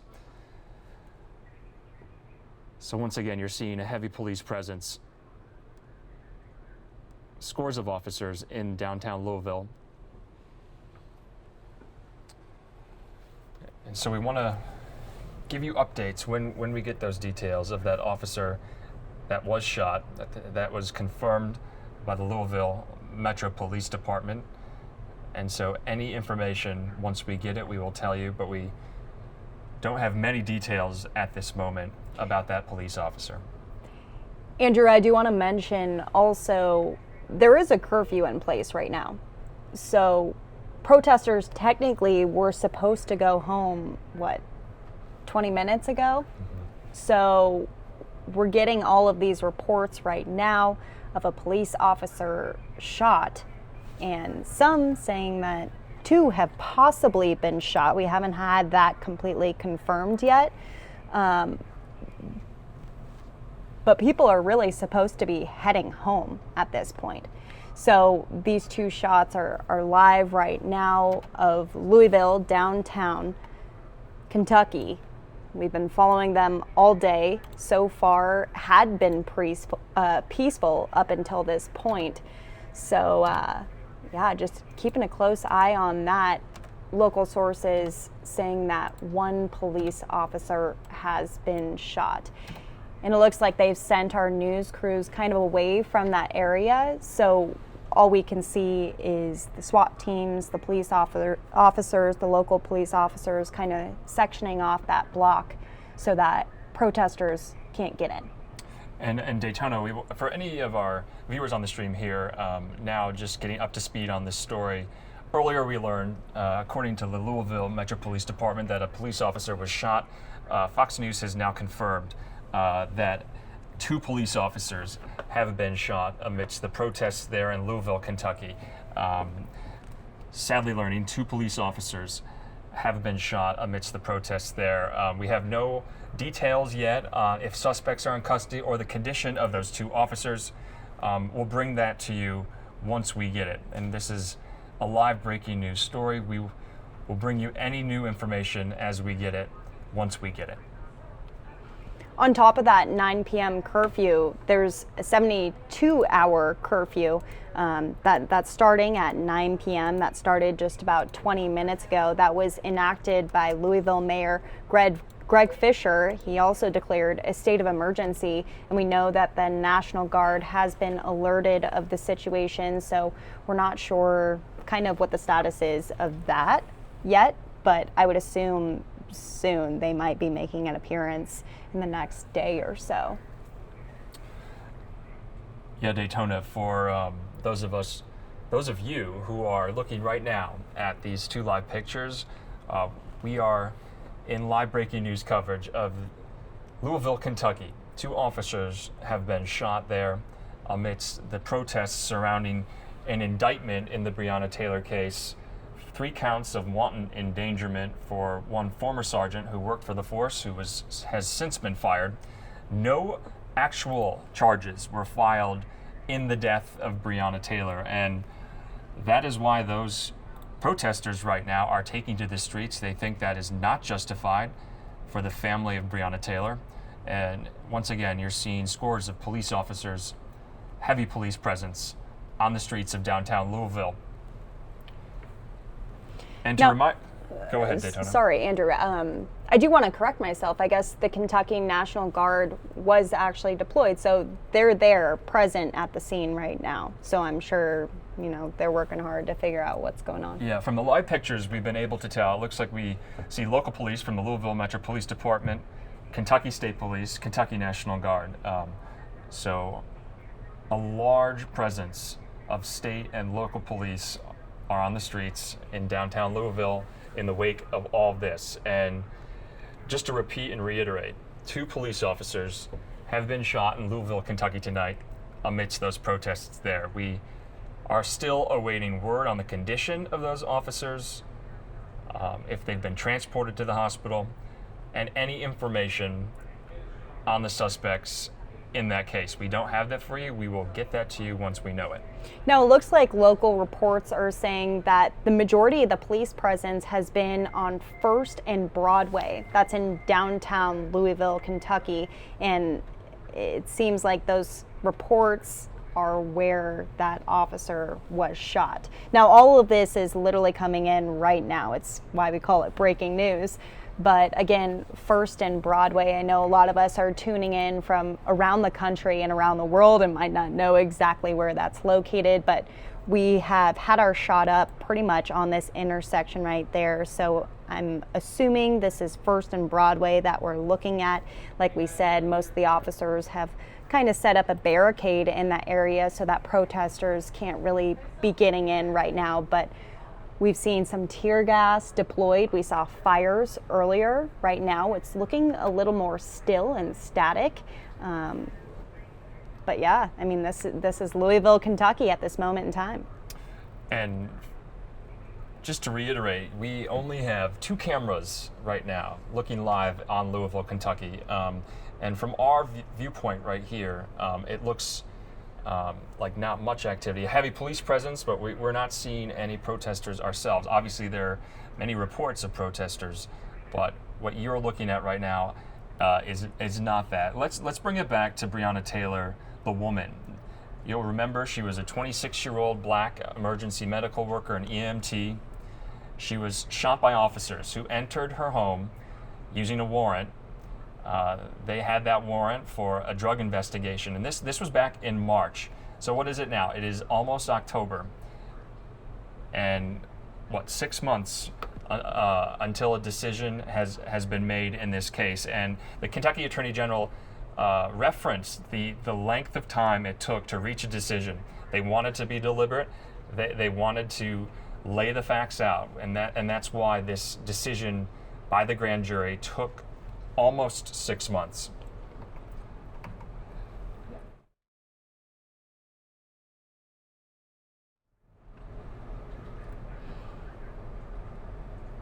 All right, you guys are seeing a live picture. This is NewsNOW from Fox. Developing breaking news. We're learning 2 officers have been shot in Louisville, Kentucky. With the protests going on there, we're looking at First and Broadway. We believe you can see all of the police officers set up in that area. Things looking a little bit calmer out there. We don't want to go away from this shot because this is definitely the biggest news story of the day. So keeping a close eye on that. We have local reporters on the ground gathering more information on exactly what happened. We don't know much about the suspect. We don't know much about the officers. Haven't really seen any ambulances or anything from what we've seen. We've had this live shot up for probably an hour now, over an hour, and haven't seen a lot of ambulances or sirens going off. And after we have learned now that these, unfortunately, 2 police officers have been shot amidst these protests, we're waiting to see if any police officials will address those shootings in front of reporters. We still have no information yet on if Louisville police plan to issue a press conference just to give us an update on those shootings in Louisville. If they do, we will take that for you if we get that. But once again, we know very little right now about the condition of the officers, the suspects who may have shot them. But we are gathering news as we speak, and hope to bring you some more information once we get it. But I wanted to just focus back on Breonna Taylor and the case itself. She was 26 years old. She was working as an EMT, and this was right at the beginning of the coronavirus pandemic. But she was shot 5 times by officers who entered her home using that warrant. They were investigating drug charges. And you'll remember, she was with her boyfriend. Her boyfriend fired first at the officers, and the officers fired back. And what Brent Hankison was indicted today with on those 3 counts of wanton endangerment was firing into the next apartment building. The next apartment. And so that's what those charges stemmed from. The Kentucky Attorney General and the grand jury did not take a position and decide to charge any of those officers in the murder of Breonna Taylor itself. And that is why you are seeing these sustained protests around the country. We've heard from reporters at our Fox sister stations around the country tonight. We've heard from Atlanta and Chicago and Detroit, seeing these live pictures from swelling protests around the country in the wake of this huge breaking story. And as you know, the country has been roiled with racial and social unrest throughout the summer after the wake of the George Floyd shooting and I apologize, the George Floyd death in Minneapolis over Memorial Day weekend. And it has been case after case all summer.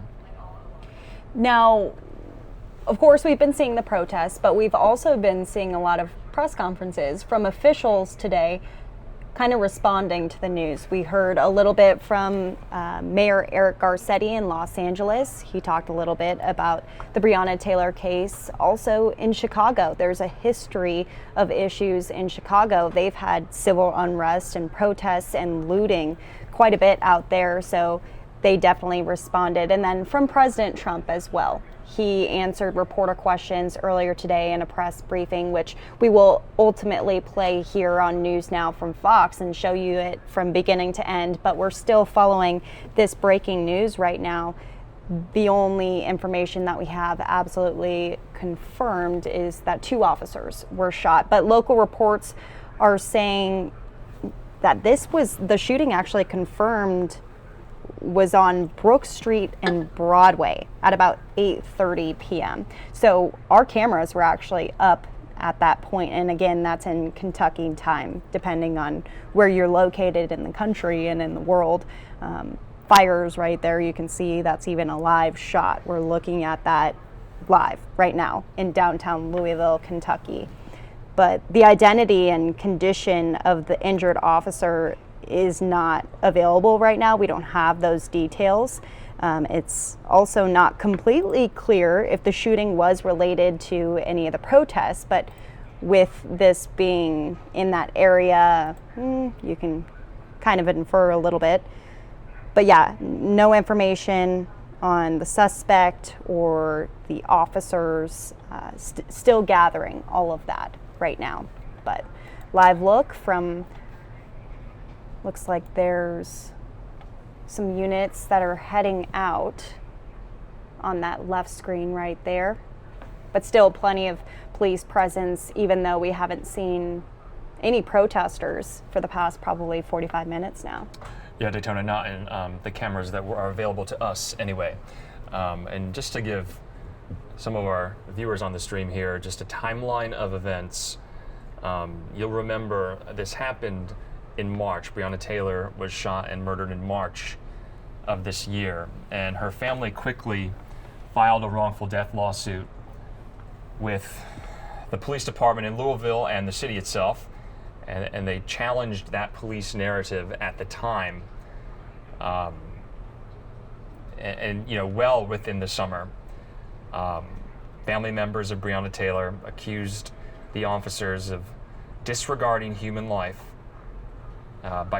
by shooting into her boyfriend's apartment and the apartment next to her boyfriend's. And that is what the charges that came down today from the grand jury were.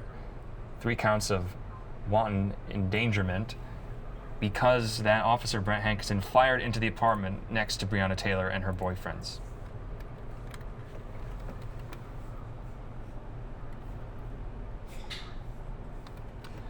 And you'll remember Breonna Taylor's boyfriend was charged with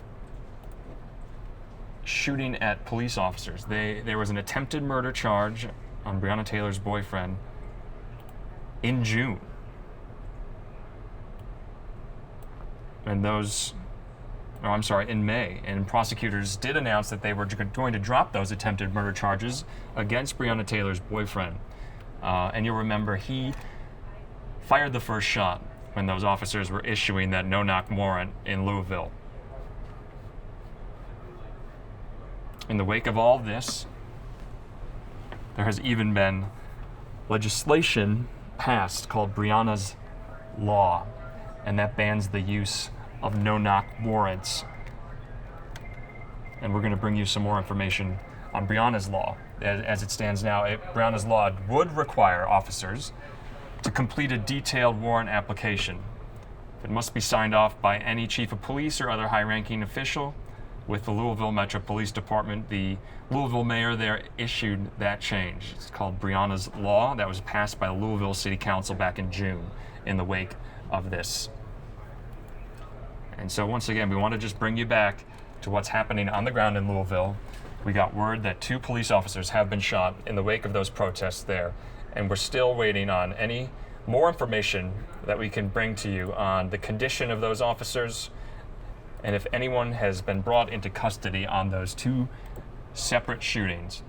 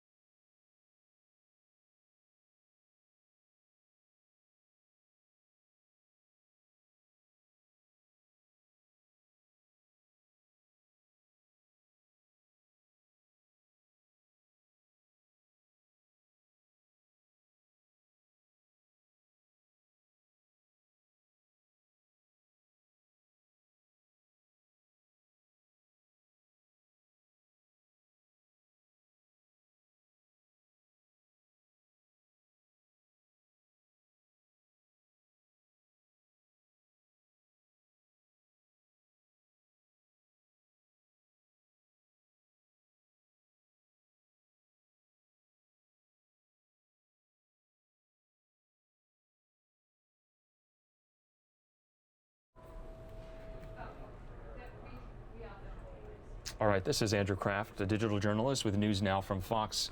I'm joined by my fellow digital journalist, Daytona Everett. It is 6:30 p.m.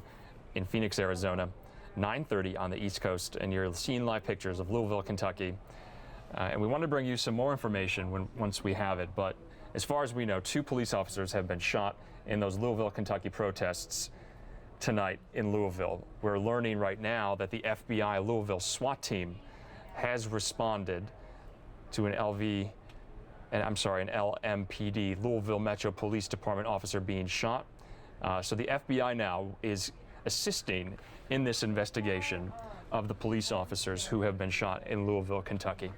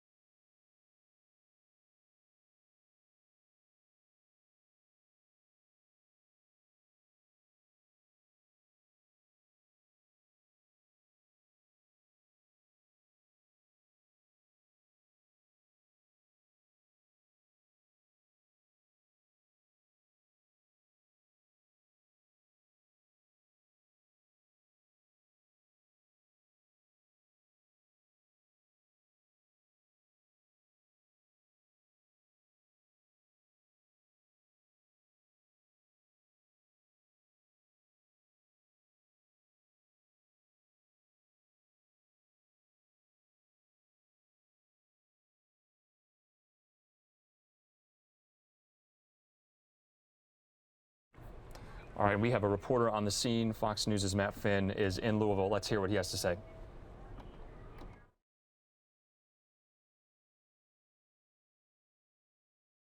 Police police are protecting this area.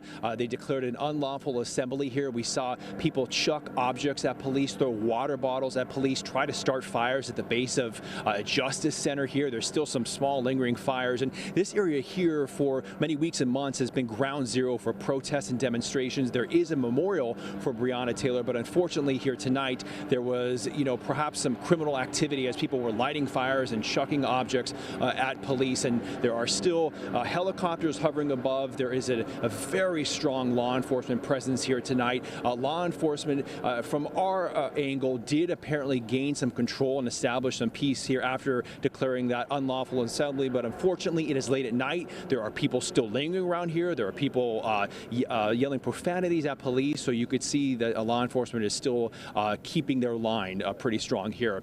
And Sean, we'll bring the latest on this tragedy of 2 officers shot here in Louisville. Back to you.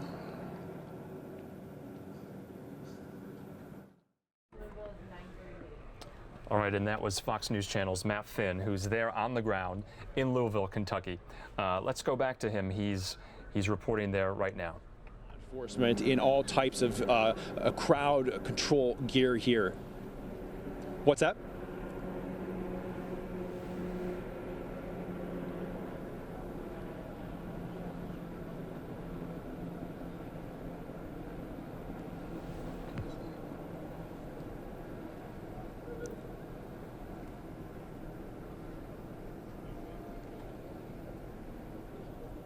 Okay.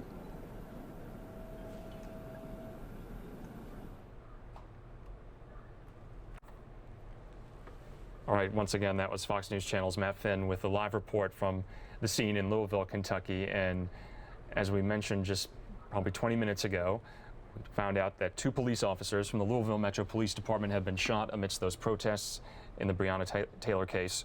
You're getting a live look at state police there, Kentucky State Police, and local Louisville police. Heavy police presence on the streets there. Andrew, it does look like in one of our shots they're setting up for a press conference. So likely we will be hearing from some of those officials out there to confirm what exactly is going on. So it's not just the reports from the reporters going on down there, but we are hearing 2 officers were shot in Louisville, Kentucky. We'll give you just a little bit of a live look of what we're seeing on our end right here. That's right, Daytona, and we will bring whatever the police in Louisville there have to tell reporters at that press conference in its entirety to all those watching on the stream. But this is breaking news, and we want to give you all the information we have it once we get it. And so hopefully we won't have to wait too long for a police update on those 2 officers who were shot in Louisville tonight amidst the protests in the wake of the Breonna Taylor indictment. Now, this is a very, small tweet for you, but the FBI, Louisville SWAT team, are the ones who are responding to this officer. At this time, it was 1 officer they were saying that was shot, and they're obviously investigating right now. So with that press conference, we'll be learning a little bit more information about exactly what's going on. So we just wanted to pull that up for you. This is kind of the most recent official information that we've gotten from the FBI, who's now on this case. That's right, Daytona. So as you mentioned, and just to reiterate, the FBI is now assisting in the investigation of those 2 officers who have been shot in Louisville. And we're getting live pictures right now of police officers taking away what looks like someone who's injured but is handcuffed. We don't know who that is. If we figure that out, we will tell you. But as far as we know, we have no information yet on if there are any suspects in this case or the condition of those officers. Andrew, obviously we're focusing on Louisville, Kentucky right now, but there's still protests going on around the country. Pretty soon here on NewsNOW from Fox, we'll be taking you to some aerials over 15th and Arch Street in Philadelphia for a rally that is also going on for the Breonna Taylor case decision. So, we're kind of focusing on Kentucky where all of this is going down, but still a lot of action around the country right now. That's right, Daytona. And earlier we showed you aerials outside City Hall in Philadelphia. And so And you'll remember, Philadelphia was also a flashpoint in the wake of the George Floyd death this summer.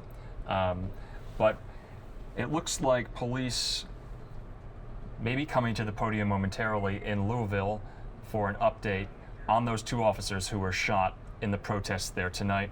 We're going to bring that to you live once we have it in full. But you're still looking at Kentucky State Police there with their shields and their helmets. What looks to be outside City Hall in Louisville. Now, we just heard from one of our Fox reporters down there, Matt. He was saying that there are still some lingering protesters, but pretty much the majority of people have gone home, which is good news for this specific situation right now. That's right, Daytona. From what our cameras and our feeds can tell us, we don't see many of any crowds, really, or any protesters. Just police lines in intersections in downtown Louisville. But like Daytona said, we've been covering this story all day after the indictment was announced. We've talked to our sister stations in Atlanta, in Detroit, and Chicago, and all of those cities have been bracing for a response in the wake of this indictment and what many of those protesters see as a miscarriage of justice, in their words. We heard those words from the Chicago mayor, Lori Lightfoot, the Illinois governor, J.B. Pritzker, and that is the seeds of this anger tonight, that no charges, no murder charges in the death of Breonna Taylor were announced by the grand jury or the Kentucky AG's office today. So, Andrew, typically conferences like this kind of take a little while to get together because they're gathering all the information they can get. Likely we won't know all of the information tonight. The FBI is taking over this case. They're taking over the investigation. We are hearing that 2 officers have been shot, but nothing absolutely confirmed from officials yet. So we do want to be careful with everything that we're reporting. What you're seeing is what we're seeing. So we're seeing it live. Bottom right, again, state police out there. Kentucky National Guard has been deployed from, that was enacted by the mayor earlier today. So we're keeping a close eye on everything that's going on. Looks like they're getting ready, getting set up. So within the next few minutes, we should be hearing from officials about what's going on.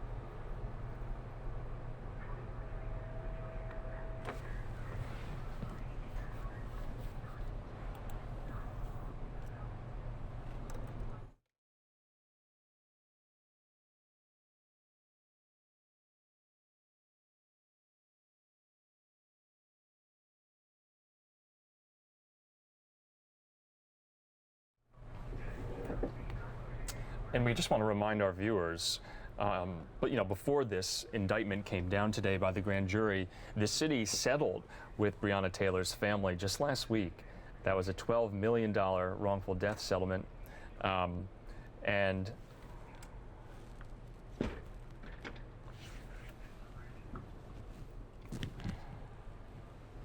so that just happened just last week, where the city announced a civil settlement providing Taylor's family with $12 million, but also promising police reforms tied to that civil settlement. And $12 million, some thought that was too little to pay back Breonna Taylor's family for what happened to her at the hands of Louisville police officers.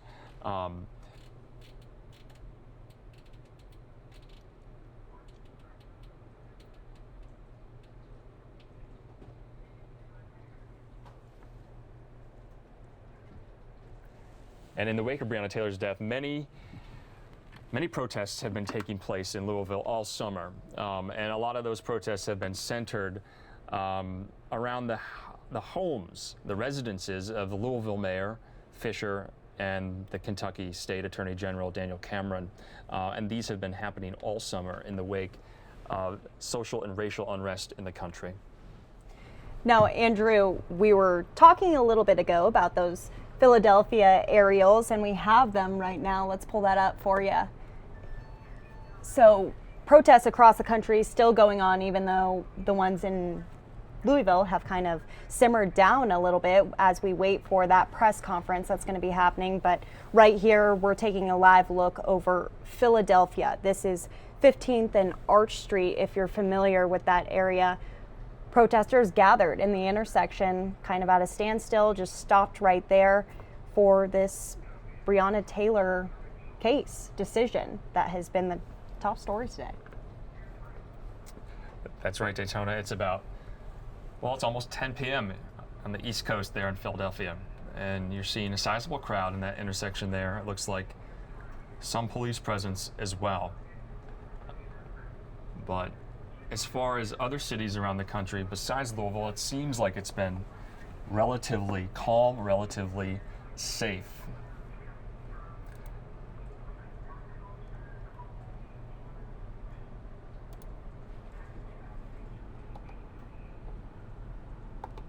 So we'll keep up that press conference view for you so you can see what we're waiting on. You can see some of the reporters kind of getting their mic checks, getting ready for this to go live so we can hear from officials. All we've heard is from the FBI. Very, very little information that we know about this situation.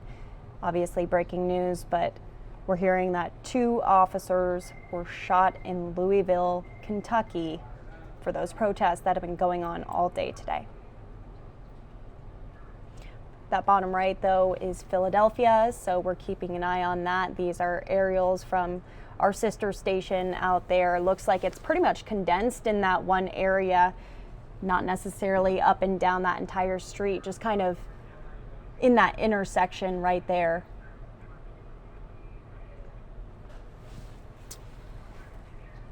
And for many of you watching, just like Daytona and myself, we are also awaiting more details on those 2 officers who were shot in Louisville, Kentucky tonight. We are expecting an update from police there on the ground any minute now, and we will take that to you live in its entirety. But as we know it right now, 2 police officers have been shot in Louisville, Kentucky. We don't know if that was at the same time by the same person. We don't know their conditions just yet. But once we have this press conference, I'm sure we'll get some answers right now. So Andrea just switched that shot for us to see a little bit more of what's going on. That bottom right-hand corner was Philadelphia. Now it's just another vantage point of Louisville. So these are the remaining protesters that are still out there kind of covering the camera now, but they're past curfew at this point. Their curfew was 9 p.m. and you could see all of the state police officers out there trying to tell everyone to go home. This is an unlawful assembly. Those are the words that we've been hearing with all these protests that have gone on for months now. So this is a shot of protesters there in Louisville. They're definitely trying to tell everyone to go home for the night so that they can get this conference up and running and give us the information that we've been looking for.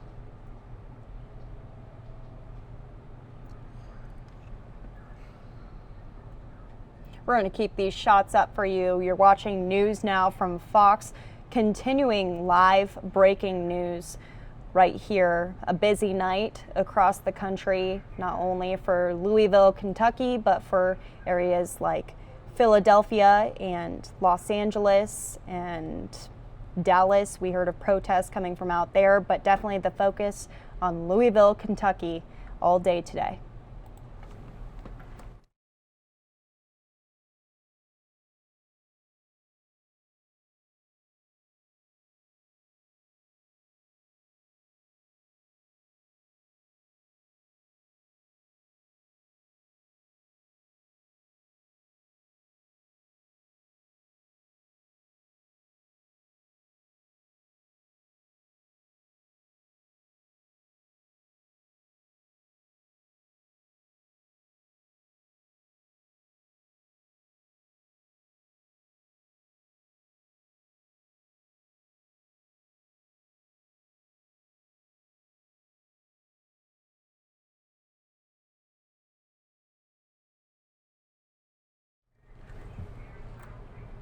All right, so you're tuning in to News Now from Fox. I do want to make a correction right there. That bottom right-hand corner is Detroit. So those protesters we're seeing are from Detroit.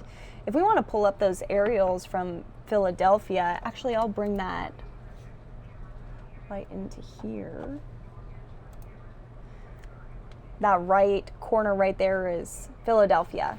You can see the majority of the protesters kind of condensed in that one area right there. Again, Philadelphia. And you'll remember, Daytona, Philadelphia was a focal point in the protests that happened this summer in the wake of the death of George Floyd. I'm reminded of an interstate aerial picture in Philadelphia where police shot tear gas canisters and to spread the crowd, but it was on this embankment right by an interstate, and that I believe was in June when all of that happened. And we've seen so many cases over the course of the summer.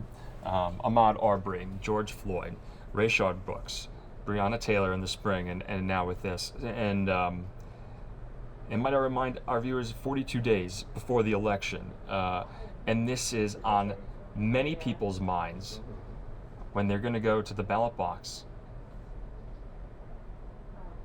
The president commented on this case today. We'll try to find you what he said. But many politicians have commented on this indictment, especially Chicago officials. Governor of Illinois, J.B. Pritzker, called it a miscarriage of justice. We were hearing from officials in Houston, in Atlanta, in Detroit, as all of these cities were anticipating protests throughout the night. And now, unfortunately, we know 2 officers were shot tonight in Louisville, Kentucky, in the midst of all of this. And we're waiting for more information on the conditions of those officers, and if multiple suspects or just one singular suspect was involved. We will bring you that once we have it, but we don't have that just yet. Once again, in the lower right hand of your screen, you're seeing an aerial view of protests in Philadelphia, in that intersection there. And it's almost 10 p.m. Eastern in Philadelphia. And it looks like they have formed kind of a circle, a solitary circle. They're not moving, they're not marching. We can't really hear if they're chanting. But this is in Philadelphia in response to all the events happening in Louisville today. And just want to bring it back a little bit to the life of Breonna Taylor and this case in general. You'll know and remember, last week only, the city settled with Breonna Taylor's family, paying her family out in a $12 million lawsuit. That settlement also demanded more police reforms in the city. You'll know that the city of Louisville, the city council there, passed Breonna's law, essentially banning officers from deploying no-knock warrants. What a no-knock warrant is, essentially, is police officers can show up at a residence unannounced, as they're seeking an arrest of a suspect. And so with Breonna's law, the moniker as it's called now in the city of Louisville, that is no longer allowed, that is prohibited. And I believe there have been efforts federally, especially in the Senate, with Senator Rand Paul trying to enact a federal Breonna's law. And Senator Rand Paul is one of the senators in the state there in Kentucky. It looks like we're about to have a live report coming out of Detroit, so we'll be keeping an eye on that. I actually spoke to the local reporter down there earlier today, and, it was peaceful. She was saying she's covered protests in the past, and this one seemed a little bit different from what I'm remembering here. We've gone from one city to the next all day today, but she was saying that when night falls, that's when there's really that transition. We're keeping an eye on these protests, so we're kind of going to stay on that, but we're taking a live look from there, and we're still seeing protesters out there, but so far, nothing too crazy. It's been generally peaceful in Detroit, but Louisville, we're still waiting to hear what happened. We don't know. And Daytona, you'll remember, many of these incidents are twofold, right? With these protests, you have the case itself. Once the news media and the general public figure out what happened to these individuals, and you have kind of this groundswell of protests in that moment. And then you also have a resurrection of those protests again, once the decisions are made at the judicial and legal level to hold people accountable in those certain cases. And that's what we're seeing here tonight in Louisville. Like I said, this happened in March. This happened March 13th when Breonna Taylor was shot 5 times by officers in her boyfriend's apartment. But just now, almost October, less than 6 months until today, where a grand jury issued an indictment, not on any murder charges in the death of Breonna Taylor, but only on one officer of the 3 involved for 3 counts of wanton endangerment for firing shots into Breonna Taylor's boyfriend's neighbor's apartment. So we want to remind everyone out there where we're taking live looks from, because we're kind of jumping around from protest to protest. So this right here is from Philadelphia. So this is an intersection in Philadelphia. We're keeping a close eye on that. We've seen live looks from Detroit and Louisville, of course, but this is Center City, Philadelphia, 15th and Arch Street, for that Breonna Taylor rally that's going on there.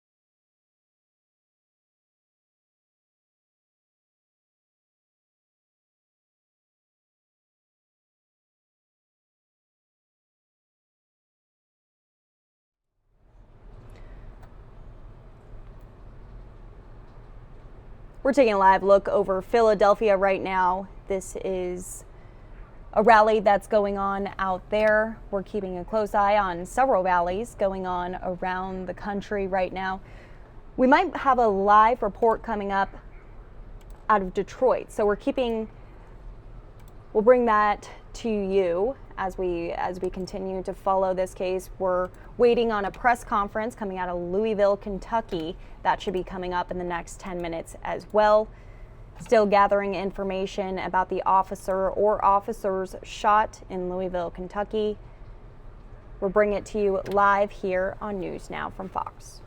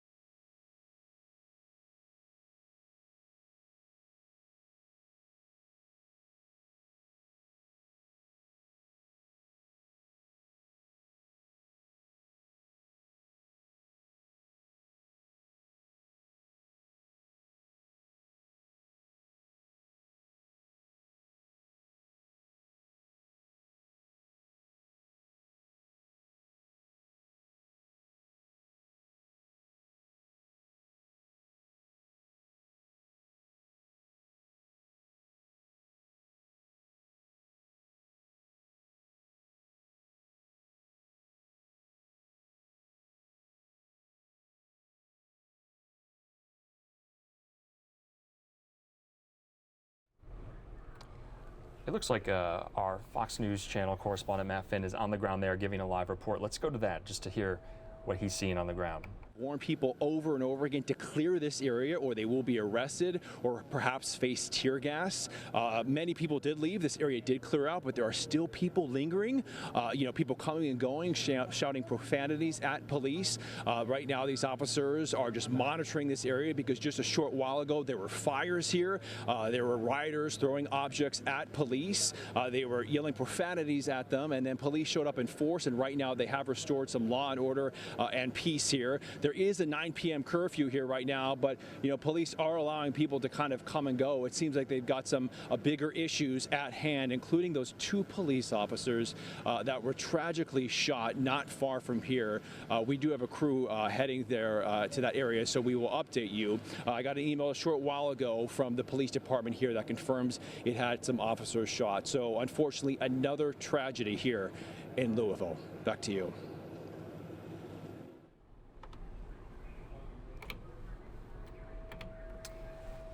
And as Matt was saying, we are awaiting that police update on those 2 officers who have been shot. You're getting a live picture of where that will be in Louisville. You're seeing some police officers there in our live feed from Louisville. And as far as we know, 2 police officers have been shot. We don't know yet the condition of them or how many suspects were involved. We will take this press conference in its entirety so we can get up to speed on some more details in this story. But that's about in 10 minutes from now, and we will take that to you live. Andrew, I'm kind of keeping a close eye on social media feeds right now. The last thing that the police department in Louisville tweeted was about the curfew. So a county-wide curfew is in effect, and it's going to be in effect for 72 hours between 9 p.m. and 6:30 a.m. So it goes through 6:30 in the morning tomorrow. So again, we just really, really want to emphasize that they're actually in a curfew right now. And if you want to go back to Matt's shot, it's still pretty active out there. Let's take a look. Is sectioned off, and there's these large trucks in the distance preventing any type of traffic. And there wasn't perhaps some local reports and initial response saying, hey, maybe this is too early, too strong ahead of any potential announcement. But what I can say is that as you are witnessing right now, law enforcement was not playing games this time. The city really was prepared. And a short while ago, where I'm standing right now, there was hundreds of protesters, some rioters, people throwing objects at police. This was a pretty violent scene, and law enforcement got on those loudspeakers and warned that it became an unlawful assembly and that they were going to start making arrests, and then people kind of dispersed from here. But unfortunately, there was the shooting. What I will say is that this city did not get caught off guard, if you will, that the law enforcement, the police department, and the city itself was well prepared for this much anticipated announcement earlier today. And of course, many people are not happy with the announcement of none of the officers being charged with any type of homicide. Breonna Taylor's family and her attorney were demanding that all of the officers were charged with at least second-degree manslaughter. That obviously did not happen, and protesters took to the streets rather quickly here in Louisville. So we're going back live out to that press conference that should be coming up in the next 5 minutes or so that they can brief us on what exactly is going on in Louisville, Kentucky. That's right, Daytona. We are awaiting that update from police in Louisville on the status of those 2 police officers who were shot earlier this evening in the wake of these protests over the Breonna Taylor case. The one indictment that was handed down today, charging 3 counts of wanton endangerment with one of those officers involved in the case. Many in Louisville are not pleased or happy with that indictment. They expected murder charges today. That's why they're upset. That did not happen. And so that's kind of why you're seeing this response right now in the streets of Louisville. What's interesting about this, and what Max just said, our reporter who's down in the field right there, is Louisville really was prepared for this. On their Twitter, they said that they were putting up barricades. There was a high police presence there. So kind of interesting that all of this is going on. Yes, there was heavy anticipation for this indictment coming today, and like you said, the police were prepared, issuing roadblocks, issuing the curfew, limiting parking, restricting vehicle traffic, limiting access to parking garages for this area. And so I don't want to make any judgments, but it looks like Louisville right now is, as far as we're concerned, the city right now in America over this case that is the most active. We're not seeing violent protests in any of the cities we went to earlier in the day: Detroit, Chicago, Houston. It's all centered right now on Louisville, Kentucky. Yeah, going back to those restrictions that they put in Louisville, I'm reading off of a statement that they put out earlier today around 12:30. They said, quote, "We recognize that this is an inconvenience and it'll cause difficulty for those that live, work, and have business downtown, and we apologize for this inconvenience. However, public safety is our #1 priority, and it would be irresponsible if we did not take preemptive action to preserve it," end quote. So they were ready for this. I don't know if they were quite ready for this specific situation, but we're going to be hearing a little bit more in probably 2 minutes or so. They told us 5 minutes ago, so they're running a little bit late, but the FBI now on this investigation. That's right, and scenes like this are always fluid. Nothing really is ever on time, but we're waiting just like you to figure out more details in the case of these 2 police officers who have been shot tonight in downtown Louisville. We don't know their conditions. We're not sure how many suspects, if there's only 1 suspect. And with breaking news, we figure things out and we get them to you as we know it. What Daytona was referencing there was the police department was apologizing to those people in Louisville who aren't protesting tonight on the roadblocks, the street closures, the parking restrictions. Because as you can see, the heavy police presence in downtown has essentially rendered the central part of the city inoperative. I mean, there's no traffic going. It is just police, reporters, and some protesters trickling in and out. While we wait for that press conference, I want to show you this bottom right-hand corner. This is in Detroit. So we lost our aerials over Philadelphia, but we now have this live shot from Detroit. Protests and rallies going on there still. They're active, it looks like, but a different scene from Louisville, which, you know, most protesters have gone home at this point with that 9 p.m. curfew that was enacted. Yeah, it looks like in the lower right hand of your screen there, not much happening in Detroit. You have some people milling around, no marching, no chanting, but we're going to leave that picture up right there. We talked to our sister station Fox 2 Detroit, WJBK, earlier today about what they had in store and what they were anticipating in Motor City, but it looks like not much is happening in Detroit at the moment. It looks like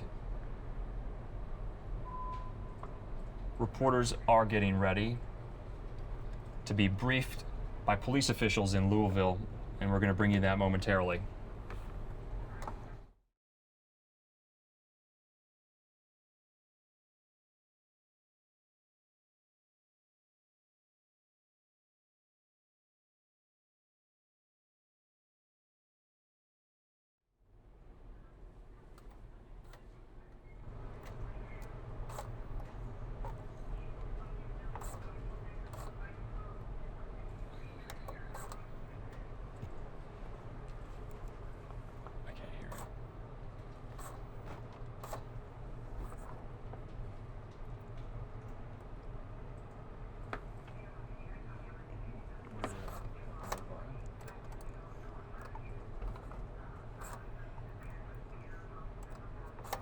First and Broadway, shots rang out, and 2 of our officers were shot.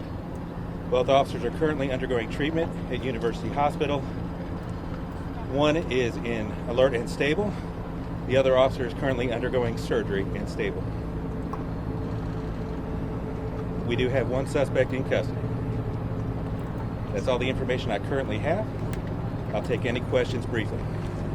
How concerned are you about those officers and the safety of more officers and the citizens on the streets tonight and in the days to come?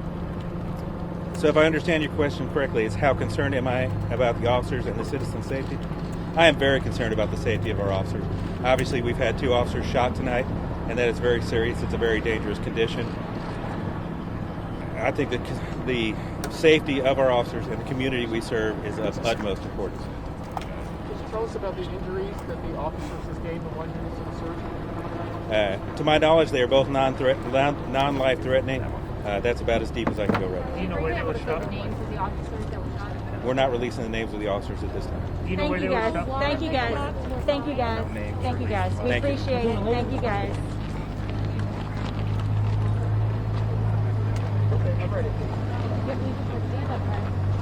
I'm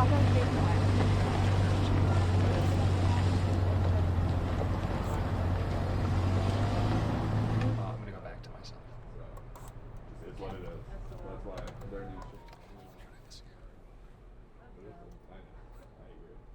All right. Matt Finn politely declined. Focus on Green. What else can I do?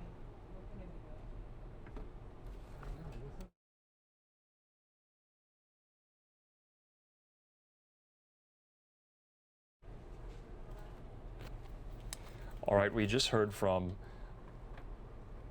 a representative from the Louisville Police Department, and we got an update on those 2 officers involved in that shooting tonight. Officers said there is a suspect in custody. They would not give us any ID on that suspect. They said the officers are facing non-life-threatening injuries. And so that was a very, very brief statement from a representative from the Louisville Police Department saying that a suspect is in custody. We do now know that in these 2 shootings of police officers in Louisville, they have taken a suspect into custody. We are also told that they're facing non-life-threatening injuries. They're not telling us the names of those 2 police officers, and we're trying to get you more information as we have it.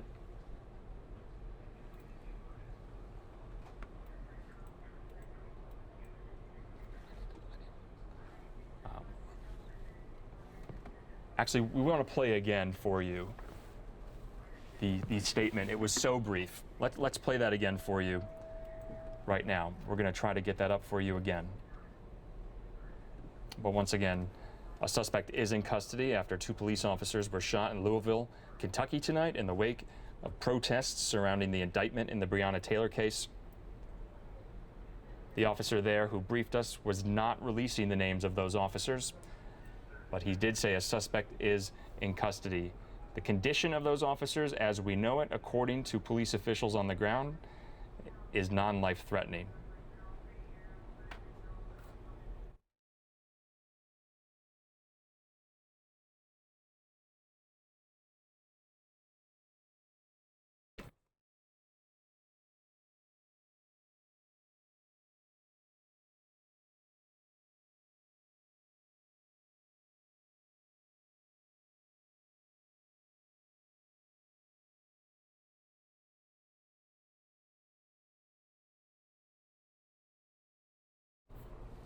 And once again, for those of you who may have missed this police update from the Louisville Police Department, we were just getting word now that 1 suspect is in custody in the shooting of those 2 police officers in Louisville, Kentucky. Those police officers' condition is non-life threatening. We do not have the names of those 2 police officers. And we will bring any more updates to you tonight if police decide to brief reporters again. Like I said, that was a very brief update. We want to play that again for you, for those of you who might have missed it.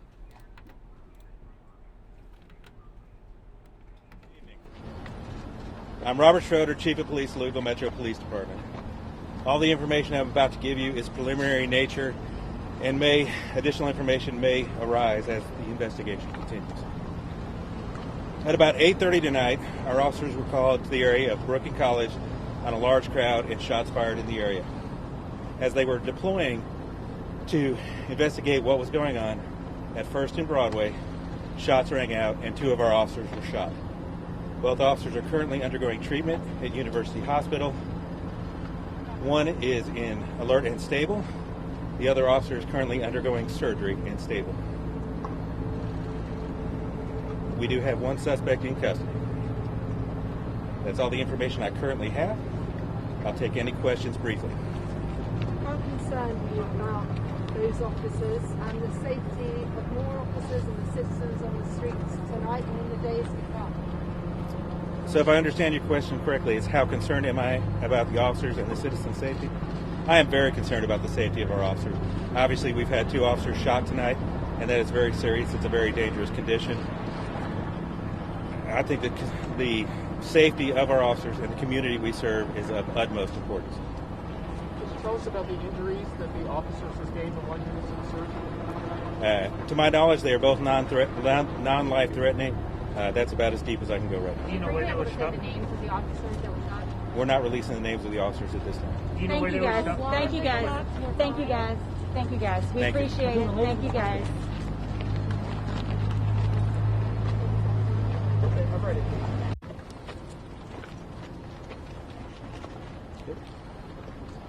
Is everybody good? Alrighty, you're watching News Now from Fox. I'm Daytona Everett. I want to go over just the latest breaking news that we have. You can hear this officer right here talking about the situation that's going on in Louisville, Kentucky. What we know so far is 1 officer is undergoing surgery. They do have a suspect in custody, and one of the reporters was asking if he was concerned about the safety of his officers and of the community, and he said, of course I'm very concerned about the safety of my officers on the ground and for the community. We also know that the officers have non-life-threatening injuries, and that's kind of as far as he could go. Didn't release any names, no names of the officers or the suspect, but again, a suspect is in custody, so we do know that. Again, not a whole lot of information that's going on right now, but an officer is undergoing surgery and a suspect is in custody. What does it show? Now, I do think that we what does the video show? Some video of, I believe it's the body camera footage. We're going to go ahead and take that.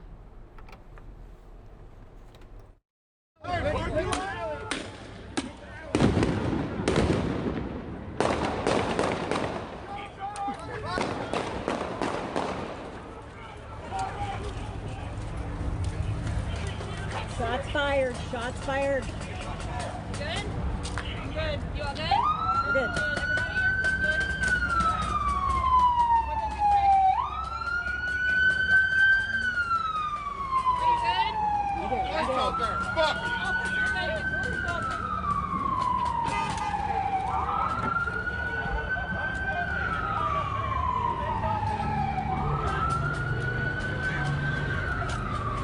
Stay down.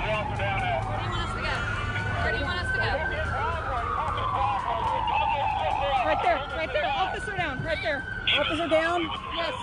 Yes. Okay. What do you want to do? What do you want to do? Right here. Right here. Hold, we got an officer down. Officer down, they're backing officers out. Officer down, take cover. Officer down, take cover.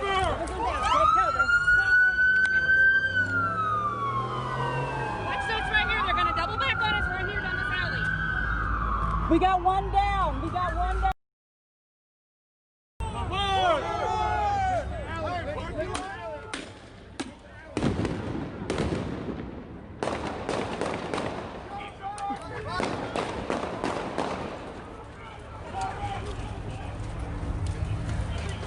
Shots fired. Shots fired.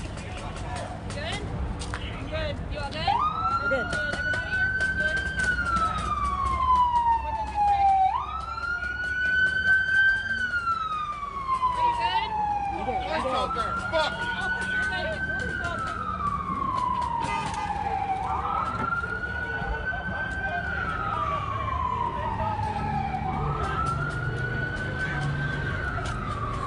Where do you want us to go? Where do you want us to go? Right there. Officer down. Right there. Officer down. Yes. Yes. Okay. What do you want to do? You were just looking at body camera footage from Louisville police officers in downtown Louisville tonight. We wanted just to update you, for those of you who may not have seen the police update on those two officers who were shot in Louisville tonight. Chief Schroeder of the Louisville Police Department said those two officers were shot. One is alert and stable. The other is in surgery and stable. Now, they do have a suspect in custody, and both injuries of those officers are non-life threatening, but they're not releasing the names of those officers or of the suspect just yet. We will give you any more updates when we have it. These situations are very fluid. The police may issue another press conference later in the night. And just to give you some background on how this all came about today, the Chief Schroeder said officers had responded to Brook and College Streets. That's an intersection in downtown Louisville. Reports of a shooting and a large crowd. Just a clarification, we want to tell you that the officers are expected to survive. Their injuries are not life-threatening. So we're getting a bunch of reaction right now from a lot of different politicians, including Senator Kamala Harris, Joe Biden. On the Breonna Taylor indictment, they're saying we must continue to speak Breonna Taylor's name. You heard that from Speaker of the House Nancy Pelosi today. You heard that from the Chicago mayor, the Illinois governor, to continue speaking her name. The hashtag Say Her Name has been trending on Twitter and Facebook all day in the wake of this indictment in the Breonna Taylor case. One officer in the case was indicted on 3 counts of wanton endangerment. No officers in this case have been charged in the death of Breonna Taylor at all.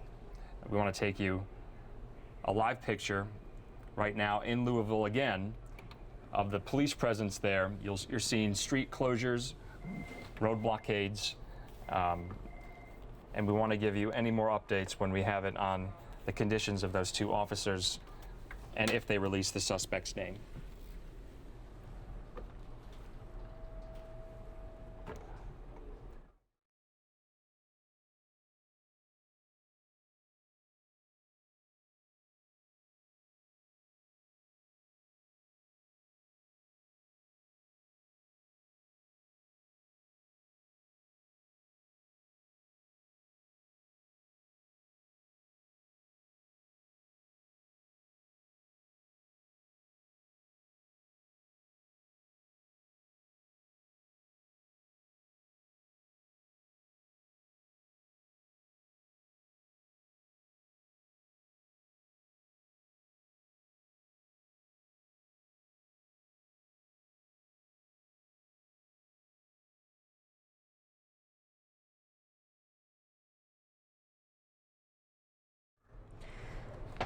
Thanks for joining us. You're watching News Now from Fox. We're taking a live look over Nashville. Looks like protests still going on out there. We just heard a press conference from Louisville, Kentucky, confirming information about officers shot and killed there in protests. Again, this is a group of protesters in Nashville. We're not exactly sure of the exact location there, but we're keeping an eye on that, as well as Louisville, Kentucky, where we're getting live reports. But we'll be watching this close. You also saw body camera footage of the situation, the officer involved shooting out there. So we'll keep gathering information and details about the situation going on in Louisville, Kentucky.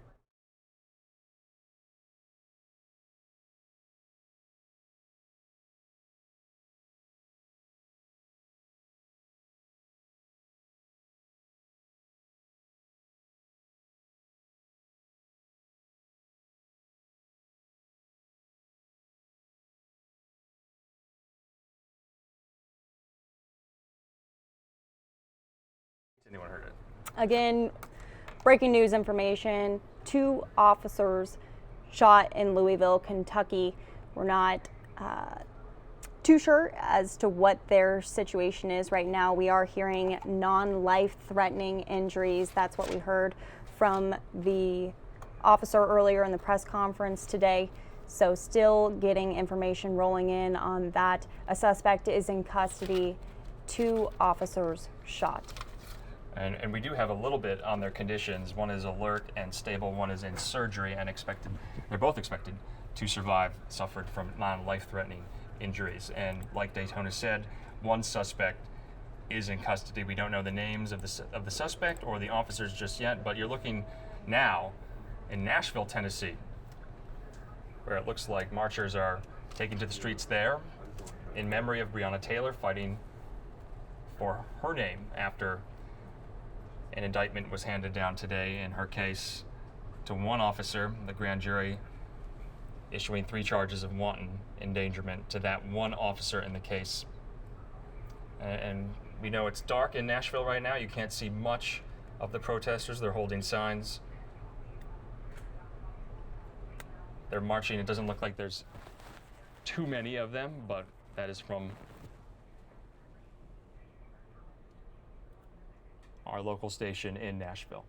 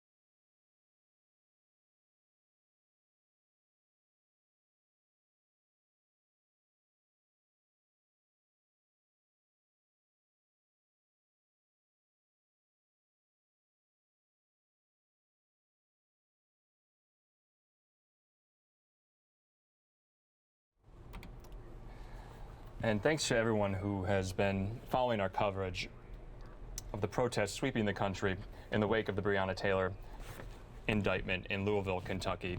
We've been bringing you breaking news live coverage of that for the last couple of hours, but we wanted to switch gears here and transition to some of the other stories happening around the country. You're taking a live look at the U.S. Supreme Court.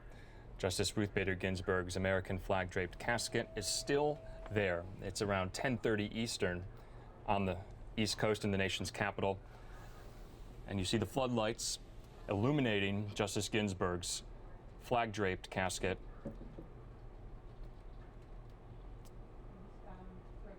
The political implications of her death are being played out right now in the U.S. Senate, and at the executive level, we know President Trump will announce his nominee to replace Ginsburg on the High Court on Saturday. We'll have coverage of that for you as well. But we wanted to take you to an event earlier that happened in the Senate in the Homeland Security Committee hearing with Chad Wolf, the acting secretary of the Department of Homeland Security, and they were discussing threats to the homeland, especially foreign interference in the wake of the 2020 election, which is 42 days from now. Let's take that for you now. Department of Homeland Security, which is an enormous task. And I've stated this in the past, I truly appreciate anybody who is willing to undertake such an enormous responsibility. I would ask that my written opening remarks be entered into the record. Without objection, we'll do that. I'll just keep it short because I know we've got time constraints here. But a quick description of what an enormous challenge this is. The Secretary of Homeland Security manages 240,000 people in the department. The responsibilities for Homeland Security are vast. Start with the Federal Emergency Management Agency that has to deal with hurricanes and wildfires and now COVID, amongst many other responsibilities. Border security, a huge issue. We've not fixed that problem, not by a long stretch, but this administration has done a pretty good job of stopping the out of control illegal entry that we were experiencing over a year ago. CISA, this department is concerned about cybersecurity, election security, security of our critical infrastructure. And as we just witnessed with some of the protests that have sprung into riots, also protecting our federal buildings. And of course, we tragically lost David Patrick Underwood in Oakland, California, a member of the Federal Protection Services. So again, the responsibilities are enormous. I don't envy any Secretary of Homeland Security's task. I truly appreciate anybody willing to serve this capacity. One quick word, I do want to talk about, from my standpoint, what an extraordinary job DHS and quite honestly this administration has done in dealing with COVID. I know that's not the narrative in the mainstream media and from many of my colleagues, but the fact of the matter is I come from a manufacturing background. I understand a difficult situation. COVID is an act of God. And if you think back to the beginning of this, when we were concerned about running out of ventilators, we didn't. You know, the president invoked the War Production Act, and we've produced ventilators at a record pace, and nobody ran out. Personal protective equipment, PPE. I know it wasn't perfect. I know people didn't get everything they wanted, but again, nobody ran out. And that was dealing with a very difficult situation where demand outstripped supply by 2 to 3 times. We heard that in testimony before this committee. So I know the acting secretary, I know Pete Gaynor, I know the men and women throughout the federal agencies that are dealing with COVID. They've been working 24/7. And from my standpoint, they've done a pretty extraordinary job dealing with a very difficult situation. And, you know, what's unfortunate to someone like Acting Secretary Wolf, I said the exact same thing with Louis DeJoy in a hearing with the Postmaster General. Not only is it a thankless task, but it's a task that unfortunately opens you up to character assassination as well. So I find that very unfortunate. I personally, I want to thank you and the men and women that serve with you in the department for working tirelessly to try and keep our homeland secure, keep this nation safe, and dealing with all these enormous issues that you're dealing with day in and day out, like I said, 24/7. So again, Acting Secretary Wolf, thank you for your past service. Thank you for your willingness to serve in this capacity as well. And I welcome you and any guests that you might have brought to the hearing room. I hope you, if you did, I hope you can introduce some of your family members. With that, I'll turn it over to Senator Peters. Well, thank you, Mr. Chairman, and thank you, Acting Secretary Wolf, for being here and for your willingness to serve. Today, we're considering the nomination of Chad Wolf to be the Secretary of Homeland Security. And under this administration, we have seen, unfortunately, an unprecedented willingness to abandon the norms of Senate-confirmed cabinet officials. This has been a particular problem at the Department of Homeland Security, the country's third largest agency and an absolute critical part of safeguarding our national security. Vacancies and acting officials are part of every administration, but they should be rare. This administration has abused vacancies to the detriment of this department. The President refused to formally nominate a leader for the DHS for more than 500 days, a move that was not only legally questionable, but created chaos and confusion at the agency charged with addressing numerous threats to our national security.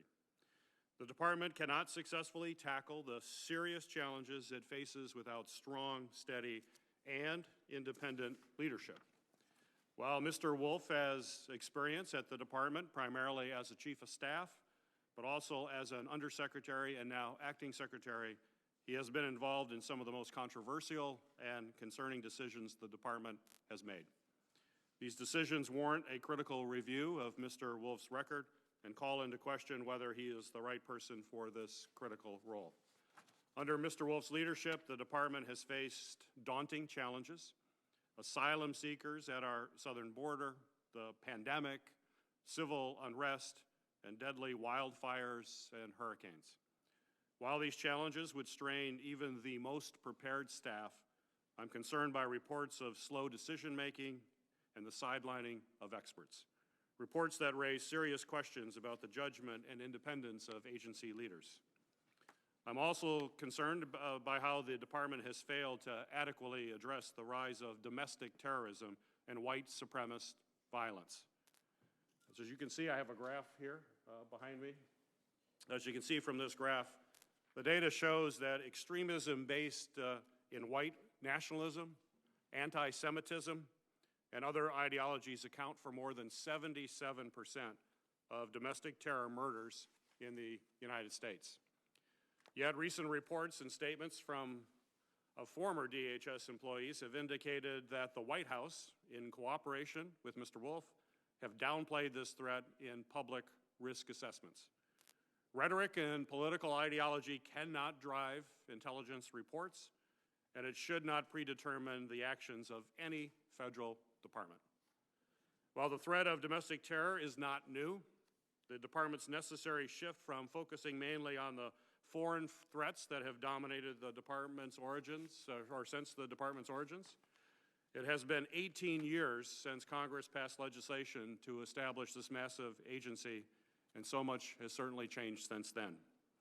Our country faces persistent threats, both long-standing and new, including foreign and domestic terrorism, election security, natural disasters, cyber attacks, and now a pandemic.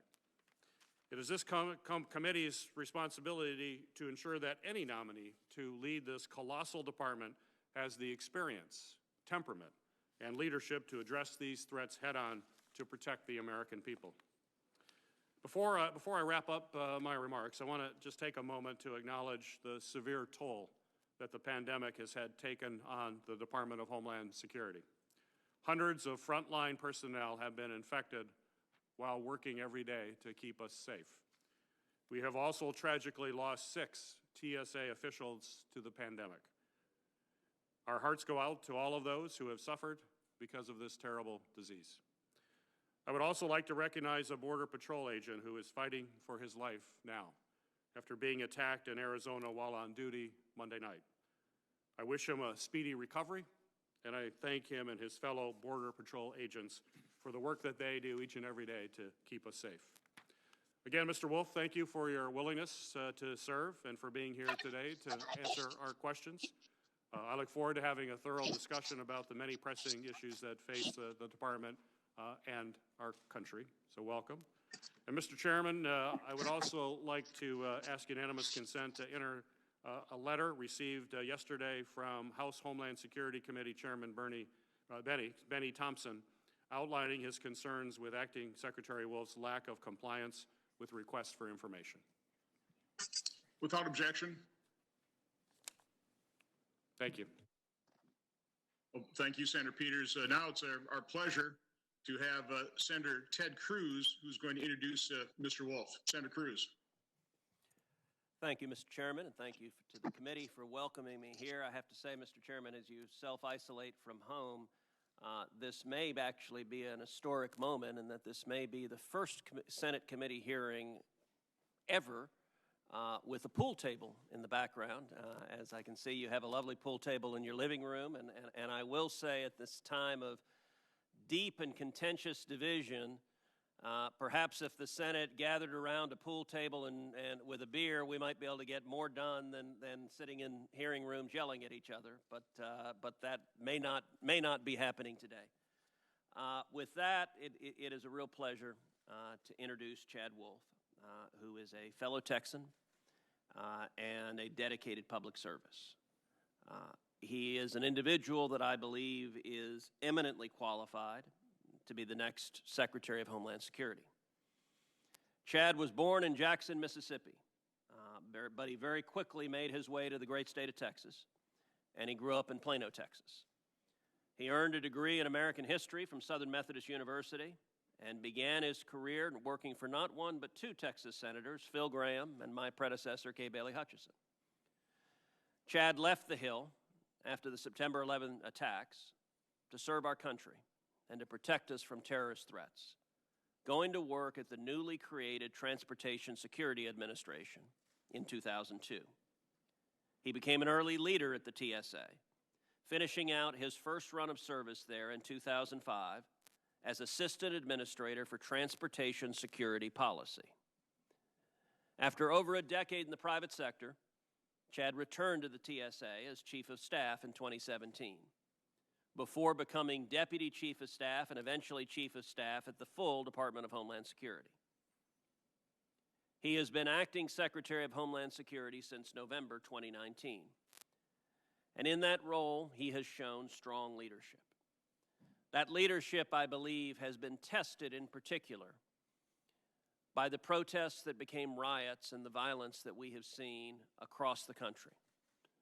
Nowhere was that violence, were those riots worse than in Portland, Oregon, where night after night, thousands of angry protesters physically assaulted federal law enforcement officers, attacked the federal courthouse, threw firebombs, attempted to wreak havoc. Mr. Wolf took his responsibility to protect federal facilities and to protect federal personnel with the gravest seriousness. He did so at a time when political divisions in this country made it much more difficult to do so. He did so at a time when the mayor of Portland and the governor of Oregon both told him to, in no uncertain terms, get the hell out. Mr. Wolf was not cowed by political pressure. He was not cowed by the partisan anger of the moment. He was not willing to abandon a federal courthouse, which was still hearing cases, was still in operation. He was not willing simply to hand the courthouse over to the mob and allow them to burn the courthouse to the ground.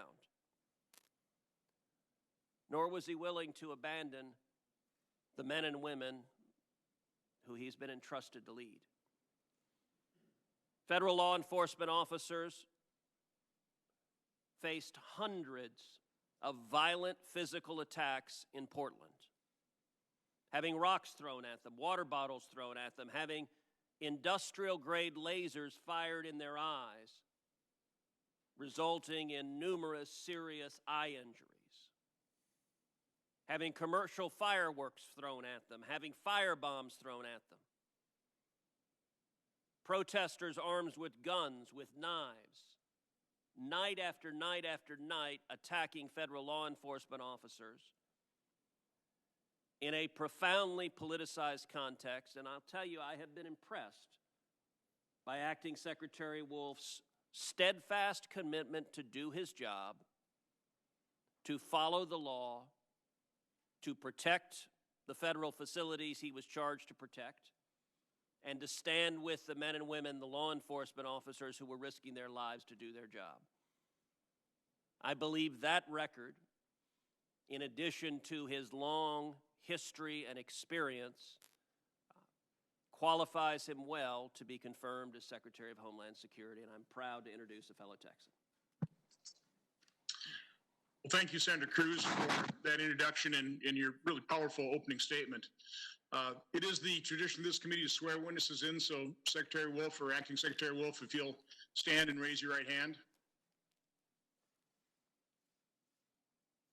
Do you swear the testimony you will give before this committee will be the truth, the whole truth, and nothing but the truth, so help you God? I do. Thank you. Please be seated. The Honorable Chad Wolf is the Acting Secretary of the Department of Homeland Security. Mr. Wolf was appointed to the Acting Secretary position following his confirmation as Undersecretary for the Office of Strategy, Policy, and Plans in November 2019.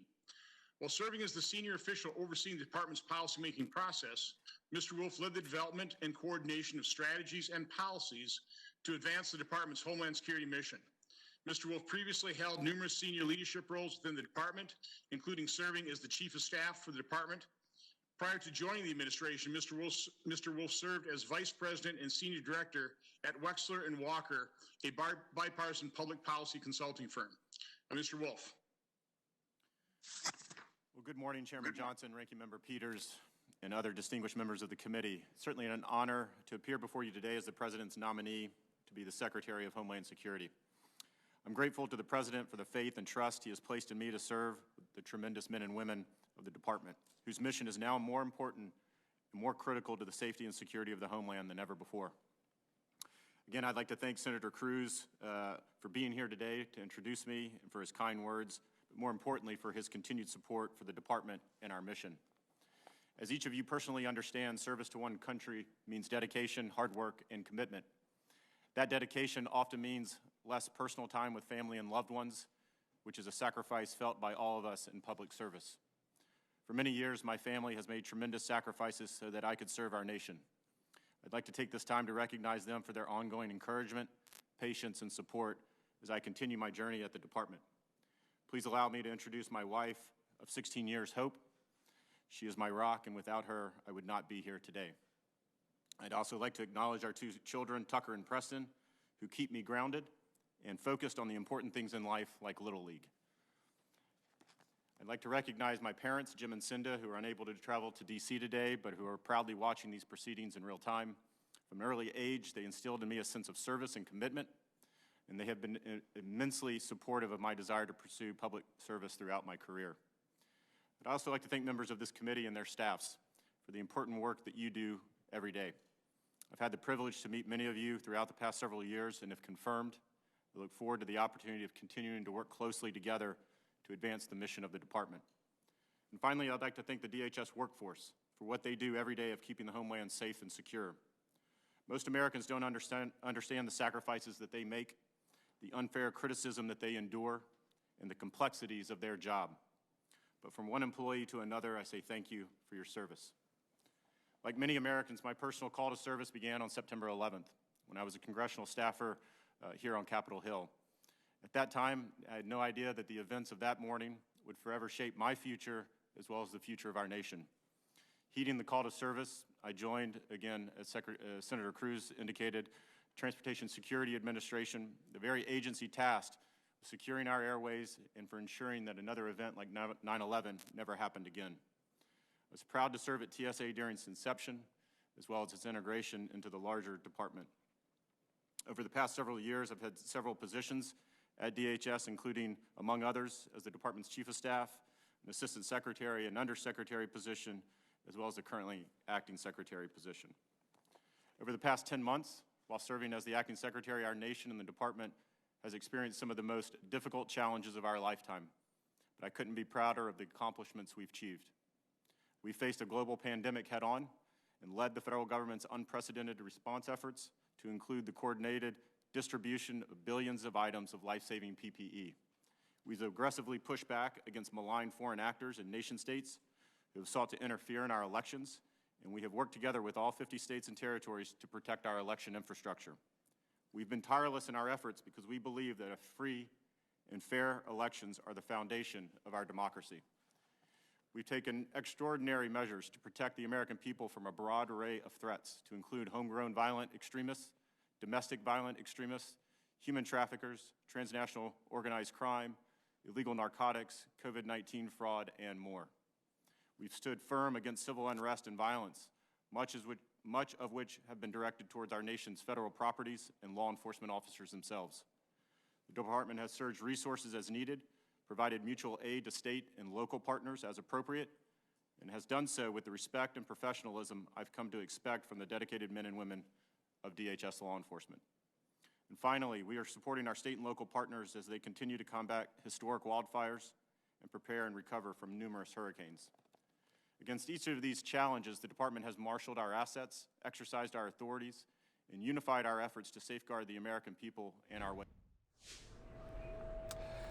All right, you were just watching the Senate Homeland Security Committee meeting from earlier today, but we want to bring you up to speed on the latest out of Louisville, Kentucky. President Trump is tweeting that he is praying for those 2 police officers who were shot in Louisville, Kentucky tonight. There's the president's tweet at the upper left of your screen there. He said he spoke to Kentucky's governor, Governor Andy Beshear, and says, quote, "We are prepared to work together immediately upon request." So the president offering the full force of the federal government to help and assist the situation there in Louisville, Kentucky. And just to back up a little bit about the 2 officers who were shot this night in Louisville, you may have seen on the stream that Chief Robert Schroeder of the Louisville Police Department said 2 officers were shot.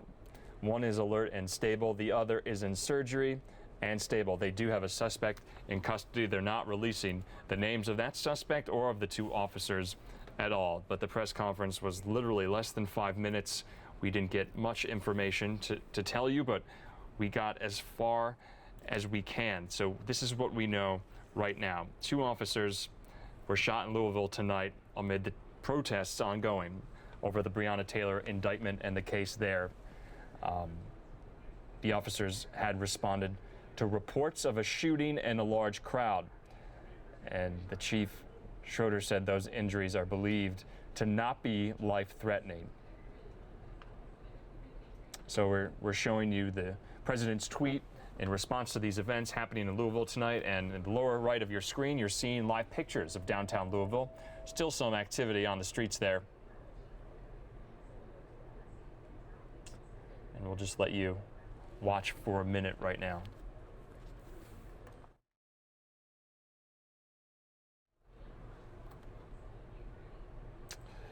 And so once again, I'm Andrew Kraft, a digital journalist, NewsNOW from Fox. It's almost 8 p.m. here in Phoenix, Arizona. Almost 11 p.m. in Louisville, Kentucky. But we're going to go back to that Senate hearing with the acting Secretary of Homeland Security, Chad Wolf, from D.C. earlier this morning. Let's go to that.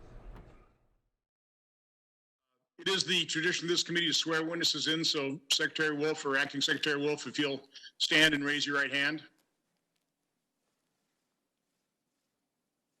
Do you swear the testimony you will give before this committee will be the truth, the whole truth, and nothing but the truth, so help you God? I do. Thank you. Please be seated. The Honorable Chad Wolf is the Acting Secretary of the Department of Homeland Security. Mr. Wolf was appointed to the Acting Secretary position following his confirmation as Undersecretary for the Office of Strategy, Policy, and Plans in November 2019. While serving as the senior official overseeing the department's policymaking process, Mr. Wolf led the development and coordination of strategies and policies to advance the department's Homeland Security mission. Mr. Wolf previously held numerous senior leadership roles within the department, including serving as the Chief of Staff for the department. Prior to joining the administration, Mr. Wolf served as Vice President and Senior Director at Wexler & Walker, a bipartisan public policy consulting firm. Mr. Wolf. Well, good morning, Chairman Johnson, Ranking Member Peters, and other distinguished members of the committee, it's certainly an honor to appear before you today as the President's nominee to be the Secretary of Homeland Security. I'm grateful to the President for the faith and trust he has placed in me to serve the tremendous men and women of the Department, whose mission is now more important and more critical to the safety and security of the homeland than ever before. Again, I'd like to thank Senator Cruz for being here today to introduce me and for his kind words, but more importantly, for his continued support for the Department and our mission. As each of you personally understands, service to one country means dedication, hard work, and commitment. That dedication often means less personal time with family and loved ones, which is a sacrifice felt by all of us in public service. For many years, my family has made tremendous sacrifices so that I could serve our nation. I'd like to take this time to recognize them for their ongoing encouragement, patience, and support as I continue my journey at the Department. Please allow me to introduce my wife of 16 years, Hope. She is my rock, and without her, I would not be here today. I'd also like to acknowledge our two children, Tucker and Preston, who keep me grounded and focused on the important things in life like Little League. I'd like to recognize my parents, Jim and Cinda, who are unable to travel to D.C. today, but who are proudly watching these proceedings in real time. From an early age, they instilled in me a sense of service and commitment, and they have been immensely supportive of my desire to pursue public service throughout my career. I'd also like to thank members of this committee and their staffs for the important work that you do every day. I've had the privilege to meet many of you throughout the past several years, and if confirmed, I look forward to the opportunity of continuing to work closely together to advance the mission of the Department. And finally, I'd like to thank the DHS workforce for what they do every day of keeping the homeland safe and secure. Most Americans don't understand the sacrifices that they make, the unfair criticism that they endure, and the complexities of their job. But from one employee to another, I say thank you for your service. Like many Americans, my personal call to service began on September 11th, when I was a congressional staffer here on Capitol Hill. At that time, I had no idea that the events of that morning would forever shape my future as well as the future of our nation. Heeding the call to service, I joined, again, as Senator Cruz indicated, Transportation Security Administration, the very agency tasked with securing our airways and for ensuring that another event like 9/11 never happened again. I was proud to serve at TSA during its inception, as well as its integration into the larger department. Over the past several years, I've had several positions at DHS, including, among others, as the department's chief of staff, an assistant secretary, and undersecretary position, as well as the currently acting secretary position. Over the past 10 months, while serving as the acting secretary, our nation and the department has experienced some of the most difficult challenges of our lifetime, but I couldn't be prouder of the accomplishments we've achieved. We faced a global pandemic head-on and led the federal government's unprecedented response efforts to include the coordinated distribution of billions of items of life-saving PPE. We've aggressively pushed back against malign foreign actors and nation-states who have sought to interfere in our elections, and we have worked together with all 50 states and territories to protect our election infrastructure. We've been tireless in our efforts because we believe that free and fair elections are the foundation of our democracy. We've taken extraordinary measures to protect the American people from a broad array of threats, to include homegrown violent extremists, domestic violent extremists, human traffickers, transnational organized crime, illegal narcotics, COVID-19 fraud, and more. We've stood firm against civil unrest and violence, much of which have been directed towards our nation's federal properties and law enforcement officers themselves. The Department has surged resources as needed, provided mutual aid to state and local partners as appropriate, and has done so with the respect and professionalism I've come to expect from the dedicated men and women of DHS law enforcement. And finally, we are supporting our state and local partners as they continue to combat historic wildfires and prepare and recover from numerous hurricanes. Against each of these challenges, the Department has marshaled our assets, exercised our authorities, and unified our efforts to safeguard the American people and our way of life. But despite the challenges of today, our eyes are remaining firmly on the horizon. As the strategies of our enemies evolve, DHS will adapt at every turn to defeat those who seek to do our nation harm. As the men and women of DHS can attest, our mission is anything but simple or easy. It is one that is increasingly complex and expansive, one that transcends borders, mission sets, and threat streams. Answering the call, often in the most arduous of environments and difficult of circumstances, has been my sole focus since day one. It's been the greatest honor of a life to serve alongside the 240,000 men and women of the Department, And if I am fortunate enough to be confirmed, I look forward to continuing our progress to secure and protect the lives of all Americans. Thank you. Thank you, Acting Secretary Wolf. And again, thank you for your service. I also want to express my sincere gratitude to your wife and your children. I'm sure they don't see a whole lot, particularly not since you started serving this role. So thank you very much. There are 3 questions the committee asks of every nominee for the record. So let me answer them and you can respond to each one. Number 1, is there anything you are aware of in your background that might present a conflict of interest with the duties of the office to which you have been nominated? No. No. Do you know of anything, personal or otherwise, that would in any way prevent you from fully and honorably discharging the responsibilities of the office to which you have been nominated? No. No. Do you agree without reservation to comply with any request or summons to appear and testify before any duly constituted committee of Congress if you are confirmed? Yes. Now, frequently I will reserve my time and pass the question, but maybe it's because I've been the target of a number of false allegations here over the last few weeks and months.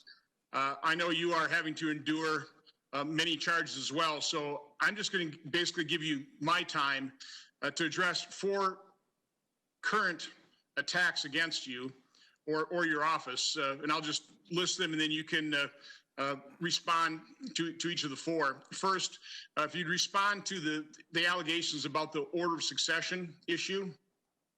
If you could respond to some charges about events occurring at an ICE detention facility. If you could respond to a whistleblower complaint from Brian Murphy, the former acting undersecretary for intelligence and analysis. And then just today, a brand new charge about contracts that were let out by DHS to your wife's firm. So if you can just take your time, take as much time as you want, and just address these for the committee, please. Well, thank you, Chairman. I'll take those in order. We're certainly aware of the GAO's opinion regarding the order of succession at the department. I will say that we very strongly disagree with that opinion. I'll continue to say I respect the role that GAO plays, but that, again, does not dismiss the fact that we believe they have a faulty decision and the legal logic that they used is very inaccurate. So we'll continue to talk about that. That is a non-binding decision that the GAO has made. Again, we'll continue to state our position. We've stated it pretty emphatically about that, and so we'll continue to operate as we have, using our existing authorities, using our authorities under the Homeland Security Act to designate successors. The department has unique authority to do that. We did that in this case, not under the Vacancy Reform Act, but under the HSA, which again GAO did not comment on. So that's the first one. The ICE whistleblower complaint, let me just say at the outset, whether it's the ICE whistleblower complaint or any whistleblower complaint, we take whistleblowers very seriously. They have certain rights, and we're gonna certainly make sure that those investigations by the Office of Inspector General are played out, and we'll be fully cooperative with that. Regarding the ICE whistleblower complaint, it is my understanding that the OIG is starting to has individuals on the ground in that facility in Georgia. They will be talking with those individuals today, tomorrow. So I look forward to that investigation. Some of what we have seen thus far on some of the most, I would say, dramatic allegations in that complaint regarding certain medical procedures. Some of the facts on the ground and the facts that we have seen do not back up those allegations. But again, I'm going to let the OIG process play out.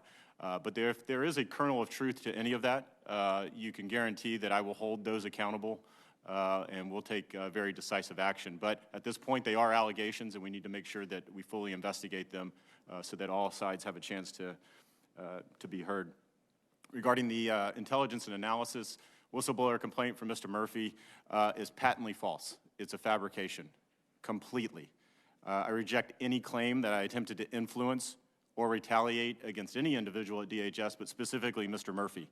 I removed or reassigned Mr. Murphy at the beginning of August for a very specific reason, that I issued a statement on it. I talked about it in the media. It was very clear because I had received credible allegations that he abused his position, he abused his authority, and possibly violated numerous legal requirements when he personally directed the collection of information on U.S. journalists. I have referred that to the OIG. There's an OIG investigation. I told him at the time that I needed to reassign him to ensure that that process, that investigation could go on through INA without any appearance of influence by him leading that organization. Obviously, he disagreed with that, and we see what's occurring at the time. For me, it was a bright line. If there was even any indication that information was being collected on journalists, I had to take that action before any type of investigation was completed. So I'll continue to talk about everything that I've done with INA, the conversations I've had with Mr. Murphy, and so happy to go in further on that as well. And then, of course, just recently, I think overnight, there's a news story about some contract that DHS awarded to my wife's firm. I guess it was in 2018. I just found out about it last night when the media inquiry came in. And so whether I was chief of staff, whether I was the acting secretary, the undersecretary, or any other position at the department, I have no role in procurements. I don't even see procurements until they are released, until they're in the news and on the street. If I was involved in procurements, which I am not, I have recusals in place to not only include her firm, but also clients that I had before arriving at the department. So again, fabricated story. There's obviously no evidence of anything, but that's not gonna stop folks. So I appreciate the opportunity to address each of those, Chairman. Well, thank you, Acting Secretary Wolf. Senator Peters, I'll reserve the balance of my time. Senator Peters. Thank you, Mr. Chairman. Mr. Wolf, as we learned from the faulty intelligence related to the search for WMDs in Iraq following 9/11, using intelligence to confirm preconceived beliefs or biases can clearly have some devastating consequences. Trust in institutions is especially essential when you're dealing with national security issues. It takes years to cultivate trust and only one error of judgment for all of that trust to go away. So, Mr. Wolf, my question is, would you agree that accurate intelligence reports are absolutely crucial for law enforcement and other stakeholders to effectively address and counter threats to our nation? Yes. Is it true that in July you personally withheld from release an intelligence bulletin calling out a Russian attack on Vice President Biden's mental health? No. You did not withhold it? I did not withhold it. I asked for the product to be improved, which they did over a period of time, and then that product was released at the beginning of September. So it was held for a time. In fact, how long was it withheld before the product was improved? So I saw that product at the beginning of July. I outlined my concerns, not with the underlying intelligence. The intelligence I agreed with. The intelligence has been backed up from the IC and others. It was the quality of the product itself that was lacking. And again, any product that comes out of the department, I'm very specific on making sure that that is a professional document. When I brought this to the attention of career officials at INA, they agreed with me. They had not seen that product before it was about to go out. They agreed that it could be improved. So I asked them to improve that, and then it came back as a better document at the beginning of September. Underlying intelligence remained the same. It was better sourced, better put in context for our state and local partners, and it was issued, I believe, on September 4th. So it took a couple months for it to, after you looked at it, for it to basically come out. Does it normally take about close to 2 months for you to bring a 2-page intelligence report up to the quality standards that you think are necessary? Does it really require that much time? No, it doesn't. Again, I had sent it back to INA and our Intelligence and Analysis Office and relied on them to improve the product. At that time, we did have leadership change at the beginning of August. This is back to my earlier comments about Mr. Murphy being reassigned. So there was leadership change. We had new leadership, acting leadership that's come into that office that was reviewing that office and reviewing a number of their reports. So it was part of that process. But you're saying it doesn't normally take 2 months for a normal 2-page report to go through, or does it take 2 months for it to go through? You're saying that doesn't? Well, I can't comment on how long it takes INA to produce each of their documents. What I asked them to do was improve upon that product, and so it went from essentially a page and a half to about 3.5 pages. And it was, again, better context and a better product at the end of the day. But I think the important part is the underlying intelligence did not change. I didn't direct them to change it. Well, I get that. I was focused on the quality of the product itself. Well, I understand that, Mr. Wolf, and it just seems to be a real long time to do that kind of change. And it's curious that the report was only issued after news broke about it. So here we go, a couple-page report doesn't get out, news breaks that there's an issue, and then suddenly it comes forward. My understanding is that there have been a number of potentially problematic products coming from INA. You and I have spoken about that in the past. Is it possible that your staff chose to elevate this particular report to you? Because there are a lot of reports that come out. Right. Is it possible that your staff elevated this report that you withheld from release for some time because it was about the president's opponent? No. Not possible. How many intelligence reports have you reviewed and put a hold on? I have reviewed, again, they don't come to me for approval. We make sure of that. I want to see those as they are released to our state and local partners, and I've probably reviewed a half a dozen to a dozen of INA's products, again, as they are going out the door to make sure that I understand what they are, make sure they are up to my standards, and then, as we've talked, this one has not. I've asked them to look at a number of those reports, this one specifically, to improve on the product. Again, not the underlying intelligence, but the product itself. But it sounds like a relatively small number come to your attention. Will you commit to sharing those held reports, including pre-release drafts that you reviewed with the committee? Pre-release drafts of the other reports that you said you've reviewed? I can go back and see which ones that they have sent up. So you will provide those to the committee that we can take a look at? Sure. I appreciate it. To your knowledge, has Mr. Cuccinelli ever directed or encouraged staff at the department to withhold, issue, or alter intelligence reports to align with the White House's messaging and rhetoric? No.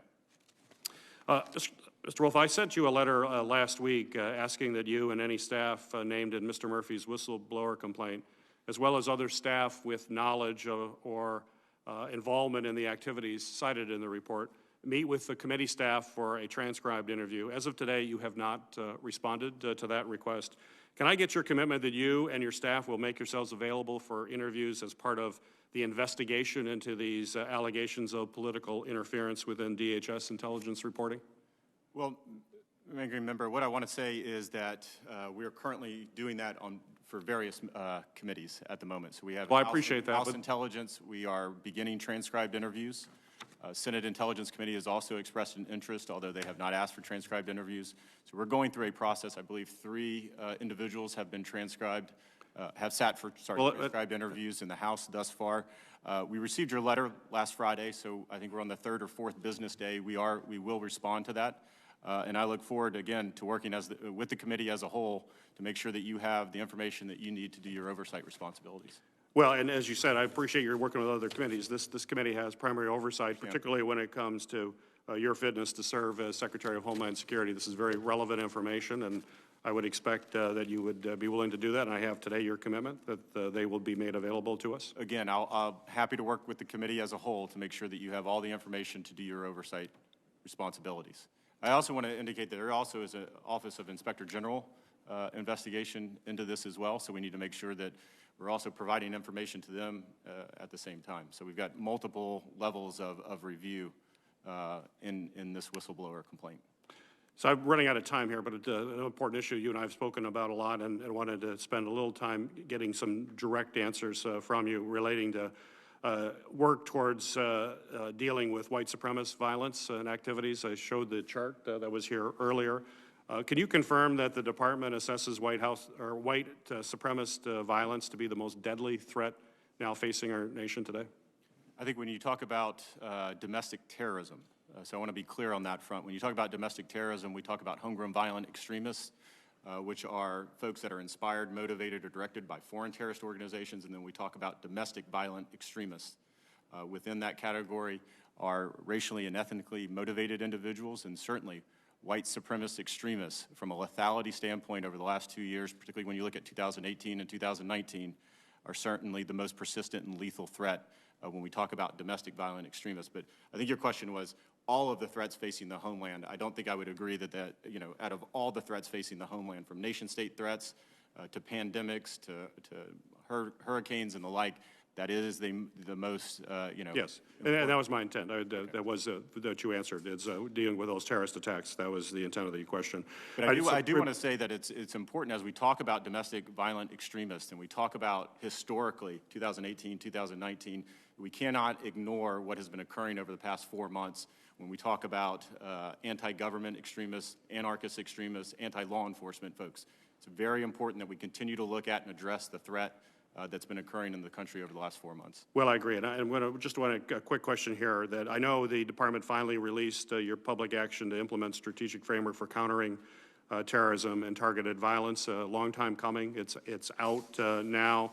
But specifically, what actual steps has the department taken, in addition to this report, what actual steps has the department taken to reduce the threat communities face from white supremacist actors? And I know there's some grant programs out there. Please don't talk about the grant programs. What specific actions has the department taken, given the fact, as you just mentioned, given the threat posed by white supremacist groups? Well, understanding you don't want to talk about the grant programs, but that is a big part of what we do, at least in the prevention space. Yeah, and I'm granting that. I'm giving you that. I want to know what else. We also do community awareness briefings, and we do other types of briefings that our Office of TVTP does as well in conjunction with CRCL and others. So part of our mission is to make sure that we are educating folks for sharing information. So we're also pushing out, probably, I believe since April, INA has pushed out roughly 20 or so products regarding white supremacist extremism to our state and local law enforcement officers. So those are to our fusion centers. So we're pushing intelligence out, but then we're also providing those community awareness briefings and the like. A big part of that are the resources that we put behind that, which are the grant programs themselves. I appreciate it. Thank you. My time's up. Thanks, Senator Peters. As long as you brought up the issue of domestic terror threats and white supremacists, I'll reclaim a couple minutes of my time. Acting Secretary Wolf, you seem to make the distinction between what's happened over the last couple of years as relates to the violent extremism and what's transpired over the last 4 months. Over the weekend, I saw a pretty interesting video. It was a press conference put on by the chief of police in Chicago that showed what happened in Grants Park, where peaceful protesters took a left-hand turn, went into a park, were either shielding the people that then started throwing frozen water bottles and industrial type of fireworks and that type of thing at the Chicago police officers. When you were before our committee a couple of weeks ago, I asked, what is your assessment in terms of who's really fomenting the peaceful protests that then end up in transition into riots? Senator Peters seems to try and link those and conflate it as the white supremacist groups. I don't think that's the case, but what do you say in terms of what is the main thrust? Who are the main groups? What is the main ideology behind what we've seen in the last 4 months, where peaceful protests turn into pretty destructive riots? I don't know the exact count of how many businesses were burned in Kenosha, Wisconsin, but the city shut down. It's been devastating for the downtown. Can you just comment on who's fomenting that violence over the last four months? Sure, absolutely, Chairman. What I will say at the outset is the department is focused on countering any forms of violent extremists. So let me just say that from the outset. When we produced the framework that the ranking member mentioned back in September of 2019, we specifically pointed to 2 threats when we talk about domestic terrorism, domestic violent extremists. Specifically, we talk about white supremacist extremists, but we've also talked about anarchist extremists, and we specifically mentioned, again, back in September of 2019, Antifa and concerns that the department was seeing at that point. So this is not anything that the department has come to in the last 4 months. The last 4 months have certainly highlighted what we've seen specifically in Portland. And I will talk very specifically about Portland, which I have in this room and before this committee again, where we had over 60-day period.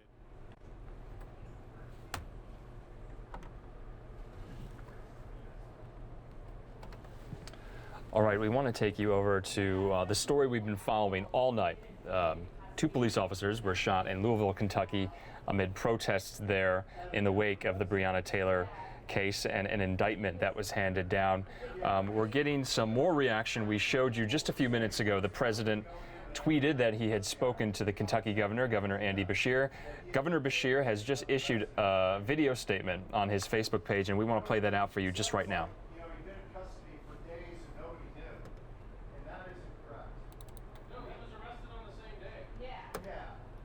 With the events of today, many people are feeling powerful emotions, whether that's frustration, anger, concern. And many people have been out on the streets, especially in Louisville tonight, giving voice to those emotions. But sadly, we have seen at least one individual turn what were non-violent ways of expressing ourselves into the shooting of at least 2 law enforcement officers. We know that the answer to violence is never violence, and we are thinking about those 2 officers and their families tonight. So I'm asking everybody, please, go home. Go home tonight.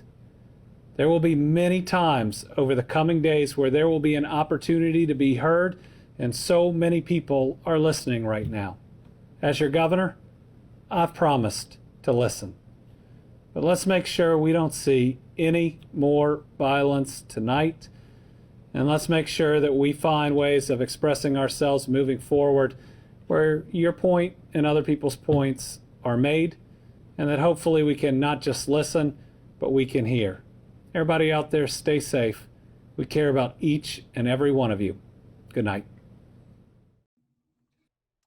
All right, and that was a message you heard from Kentucky Governor Andy Beshear, urging people to remain calm, not do anything rash in the wake of this. He was kind of issuing a message of unity to the people of his state, especially in the city of Louisville, and definitely offering condolences to those 2 police officers who were shot. And he indicated, yes, that suspect is in custody. We want to take you now back over to that Senate Homeland Security Committee hearing from earlier, where the DHS Secretary Chad Wolf is being grilled by senators about threats to the homeland.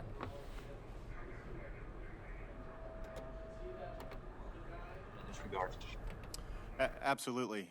So again, at DHS, when we talk about election security, we are focused on cyber threats to election systems and election infrastructure. So over the past 3.5 to 4 years, we have been working with all 50 secretaries of states, thousands of local jurisdictions, technology vendors, and the like, making sure that our election here in November is going to be the securest election that we've had to date.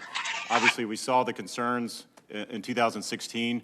We continue to work throughout 2018 in the midterms. We saw 2018 elections as probably some of the securest elections that we have held to date, and we continue to build on that work as we go into 2020. So very proud of the work that CISA has been doing on election security. And so we know in this election cycle, the IC has said that they have not attributed any cyber campaign against any election infrastructure from a nation-state adversary.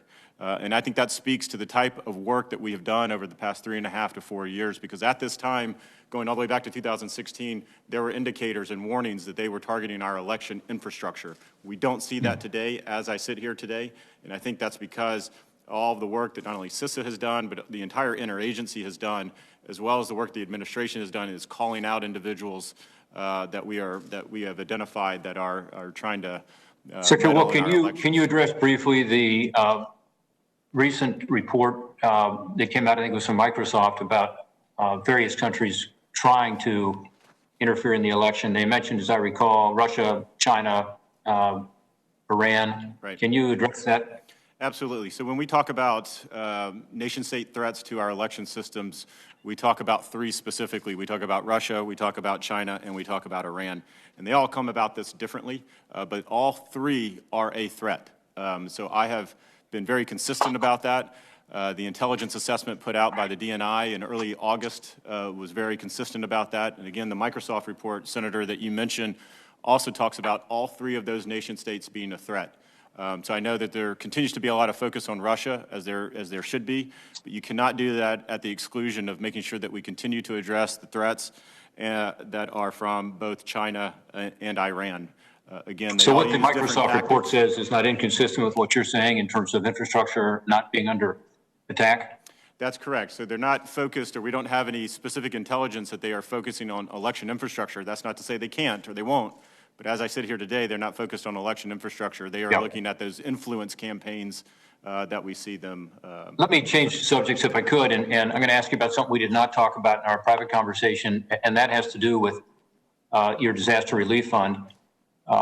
Since the $600 federal supplement on unemployment insurance ended, many people have not been able to have access, therefore, to unemployment insurance who lost a job through no fault of their own. The president and his administration stepped in, you stepped in and provided help at $300 federal supplement on top of the state supplement per month. That has been a 6-week program. It actually just ended last week. But you took the funding out of the disaster relief fund to be able to do that. I personally believe that that $300 extension is a good idea. I think it should be done till the end of the year.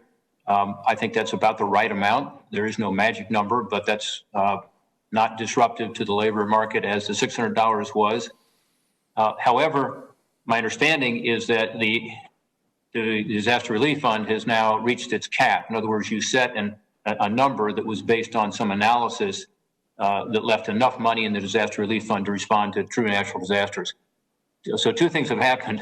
One is we've had a lot more natural disasters, even in the last couple of months.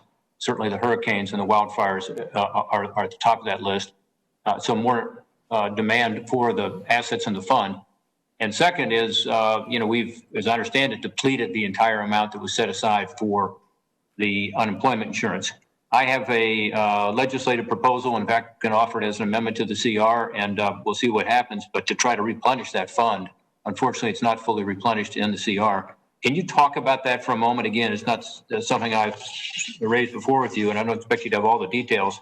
But my understanding is the fund has $24.7 billion left in it, and that's not enough to handle the natural disaster challenges we face, plus being able to try to extend this $300 federal supplement program. Can you talk about that?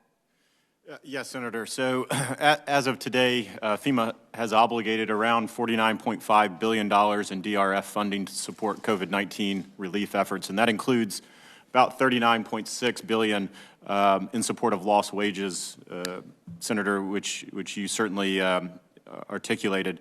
Obviously, the DRF is also used to respond to disasters. So Hurricanes Laura and Marco, about $581 million.